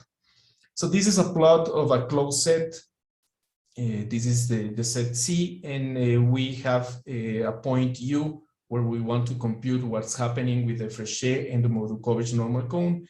And in the case of the Frechet normal cone, you can just see we approach through these different lines of the feasible set C, and you get the tangential cones in these parts, and if you compute the Frechet normal cone, it's just the cone which is provided here in yellow or orange colors. Now, what is happening with the Mordukhovich normal cone is you don't only consider points that are approaching this one, but also you consider in each of the approximation points what is happening with the normals. So the normals are also approximating the one at the end.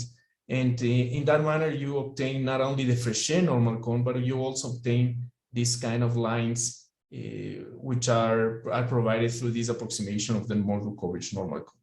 So you get a larger cone, and in that sense, you can obtain a much relaxed constraint qualification condition. Now, with these variational analysis tools, the Mordukhovich normal cone for the total variation is provided here, and is an object which is not really easy to interpret. So it has some components where the gradient is different from 0. Also, if the multiplier is less than 1, we have some values of the directions. But the main thing about the Mordukhovich normal cone is wherever the set is a biactive set, so the gradient is equal to 0 and the multiplier is equal to 1, you have 3 different possibilities. And these 3 different possibilities correspond to the Frechet normal cone, but also to these lines that we had in the slide before. And it's not really directly determined in this biactive set. However, we can obtain a much easier constraint qualification condition that is satisfied, for instance, in the total variation sense, which is verifying just a system of equations that has to be satisfied. If we verify this constraint qualification condition, then you may end up with an optimality system which is called the M stationary optimality system. And in this one, you get the existence of Lagrange multipliers. And these Lagrange multipliers involve this typical adjoint equation, this gradient type of equation. This third relation is concerning the extra multiplier that is entering the adjoint. You have some condition of the adjoint on the set where the gradient is equal to 0 and the multiplier is less than 1. And a part of that you have on the biactive set, you inherit these properties of the Mordukhovich normal cone, which is you have 3 different possibilities for doing that. And a part of that you have still the positivity of the parameters, so you still have to do some complementarity in that case. Now, the first thing to notice here is that the optimality system is not really as sharp as a KKT system that we obtain in typical nonlinear programming. But a part of that, as you have seen before, the cone calculation in the optimality system are very difficult to obtain and very difficult to generalize. So if we have to consider not only the total variation, but for instance, the total generalized variation, then you have to sit down for a couple of months and to compute the cone and then to try to obtain the optimality system. So it's not very general, a very general kind of doing things for that kind of, or that family of problems that we are considering. So the question in this context is if it is possible to do better. and to try to skip the whole machinery of the variational analysis in a much more straightforward way. So to do that, what we consider, or we go back to the primal dual system. And in this primal dual system, what we have is actually to notice that this first relation is some sort of a cosinus type of formula. In this setting, what we have, for instance, if we care about the inactive set, then in the inactive set, you have a representation of Q in terms of the K of U. So you have collinearity in this case. And in the other two cases, which are the active and the biactive set, you just have that the K of U is equal to 0, and the other vector is having some norm. In this case, is the norm equal to 1, and this one is less than 1, but you still have that the K of U is equal to 0. So in a general broad sense, you can consider that these two types of vectors are really collinear in this primal dual system. So an idea in this context is to consider a change of variables of the multiplier and also of the gradient of U, and replacing these two quantities with some relations concerning these trigonometric variables, which is some kind of polar coordinate change of variables. And a part of that, what we know is actually that those two vectors are collinear, so we can say that the two type of angles should be the same. And if you do that transformation, that is kind of lifting the whole primal dual system, because you are incorporating new variables, then instead of having these two equations or two relations in the upper part of the slide, you end up with having some constraints on the radius of the change of variables that you incorporate before. So instead of having these complicated two type of relations, you get a positivity constraints on the delta, you get a positivity constraints on these two variables, but a part of that, you get a complementarity type of constraints between these two type of quantities here. So the product should be equal to 0 all the time.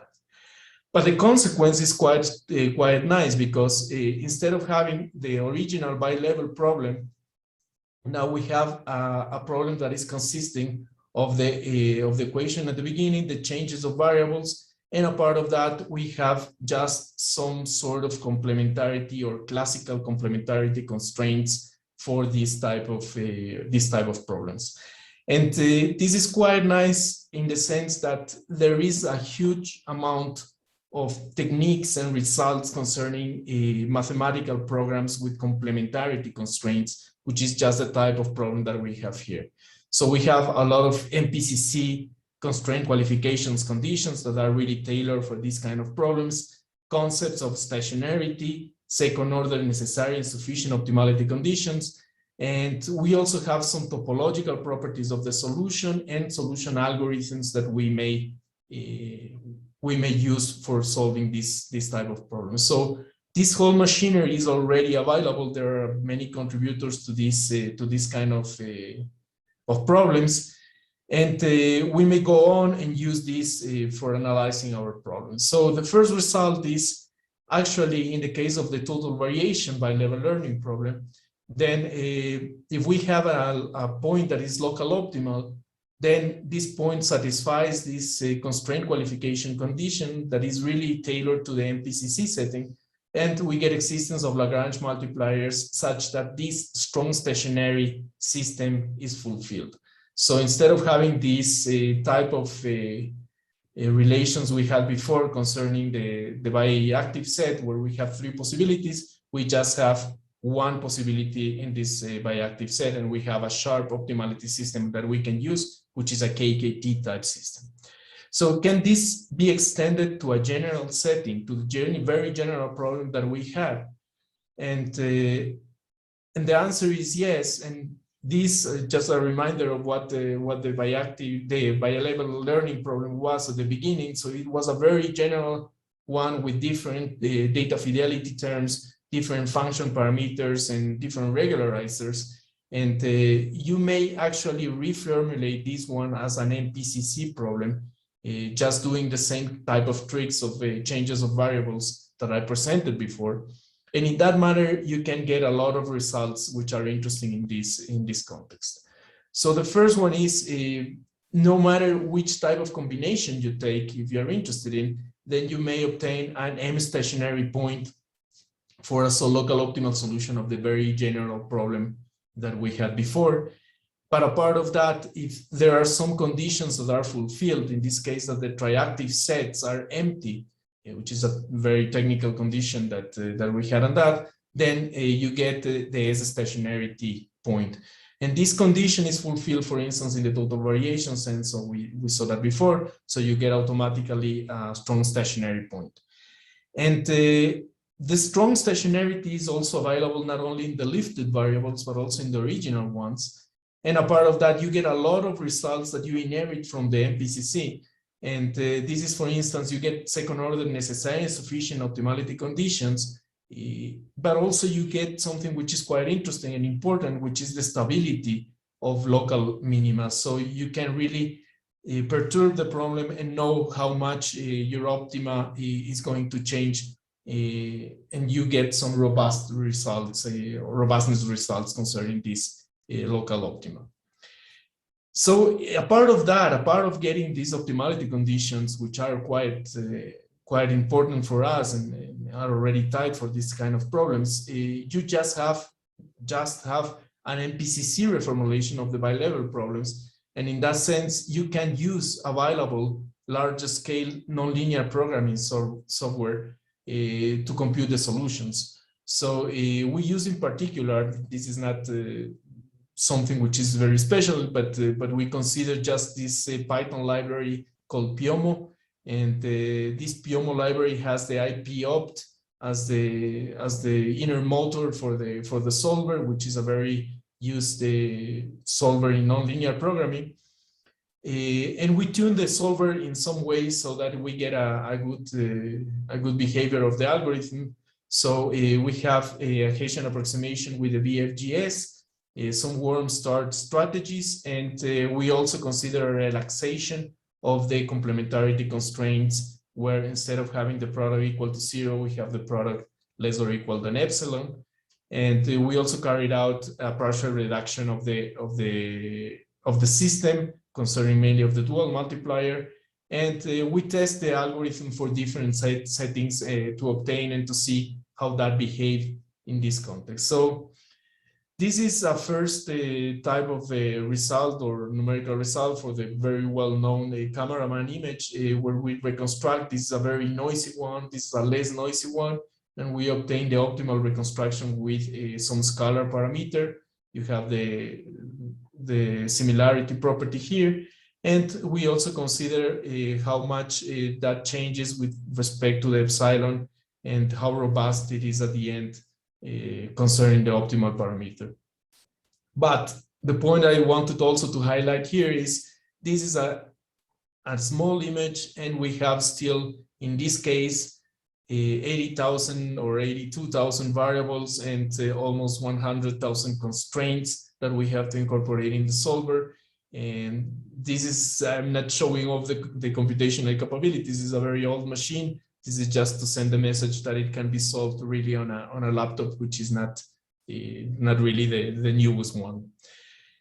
A part of that, we can consider, as I mentioned, different patches, different possibilities, and you get the improved reconstructions where you get much more patches in these images. And this can be also considered within a combination of isotropic and anisotropic total variation, where you have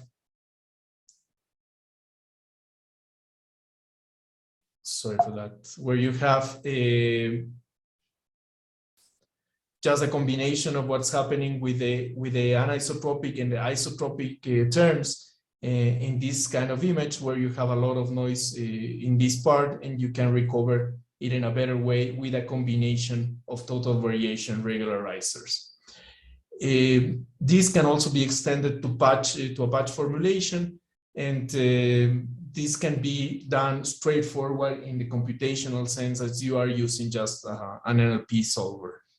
So coming to the end, I'm just having some conclusions of this work. So first of all, For variational models, we can obtain an optimal combination of parameters or parameter functions, data models, and so on, with a bi-level learning approach. The variational analysis tools may be employed to characterize what is called the M-stationary points, but the effort is significant and the results are not really easy to generalize. So if you want to consider a different type of problems, as I mentioned before, you have to compute the cones all over. And this is a very difficult task. Instead of doing that, using just geometric properties of the primal dual reformulation of the lower level, we can really lift the primal dual system and consider this whole bi-level learning problems as mathematical programs with complementarity constraints, and then we can use the whole machinery of MPCC. In particular, we can obtain M and S stationarity for a general class of problems that we may consider. And apart of that, there is the possibility to use available codes, commercial or open source for MPCCs to solve this type of problems.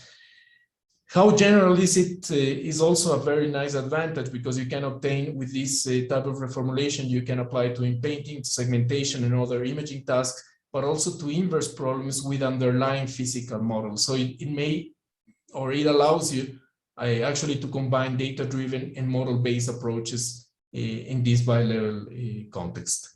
So with that, I thank you very much for your attention, and there are a couple of references that you may consider to read. Thank you.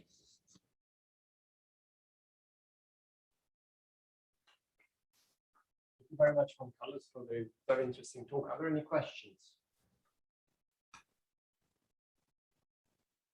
Yes, please. Hi, thank you very much for your talk. It was really interesting. I wanted to ask, I may have missed some things. I wanted to ask, in terms of collinearity, when you were talking about this QIs and the first order gradients, were there any restrictions, any conditions that had to be applied to that, or were they always collinear? Well, in that specific context of the total variation, it is actually the property of the primal dual system. Yeah. So there are not conditions.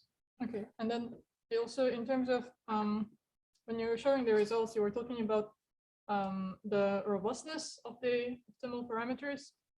Could you clarify what you meant by robustness?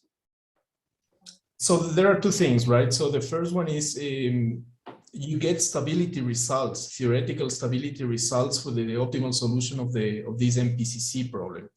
Yep. And in that sense is a theoretical property.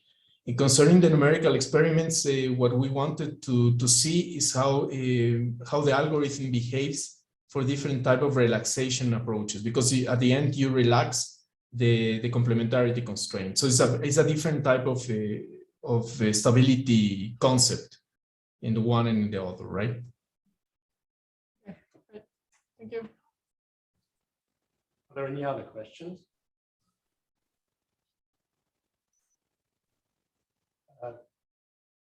I have one question. Do you think this could be applied to training neural networks, to optimization of hyperparameters of neural networks? And the lower level problem will not be convex, but maybe you could still, well, it still has a dual, and maybe you could still do something. Do you think this would be feasible? That's a very good question. I don't have an answer at this point, but we have strong hints that we may consider some neural network architectures and try to approach in that bi-level sense as well. But honestly, at this point, I don't have an answer for that. If there are no further questions, let's thank Juan Carlos once again.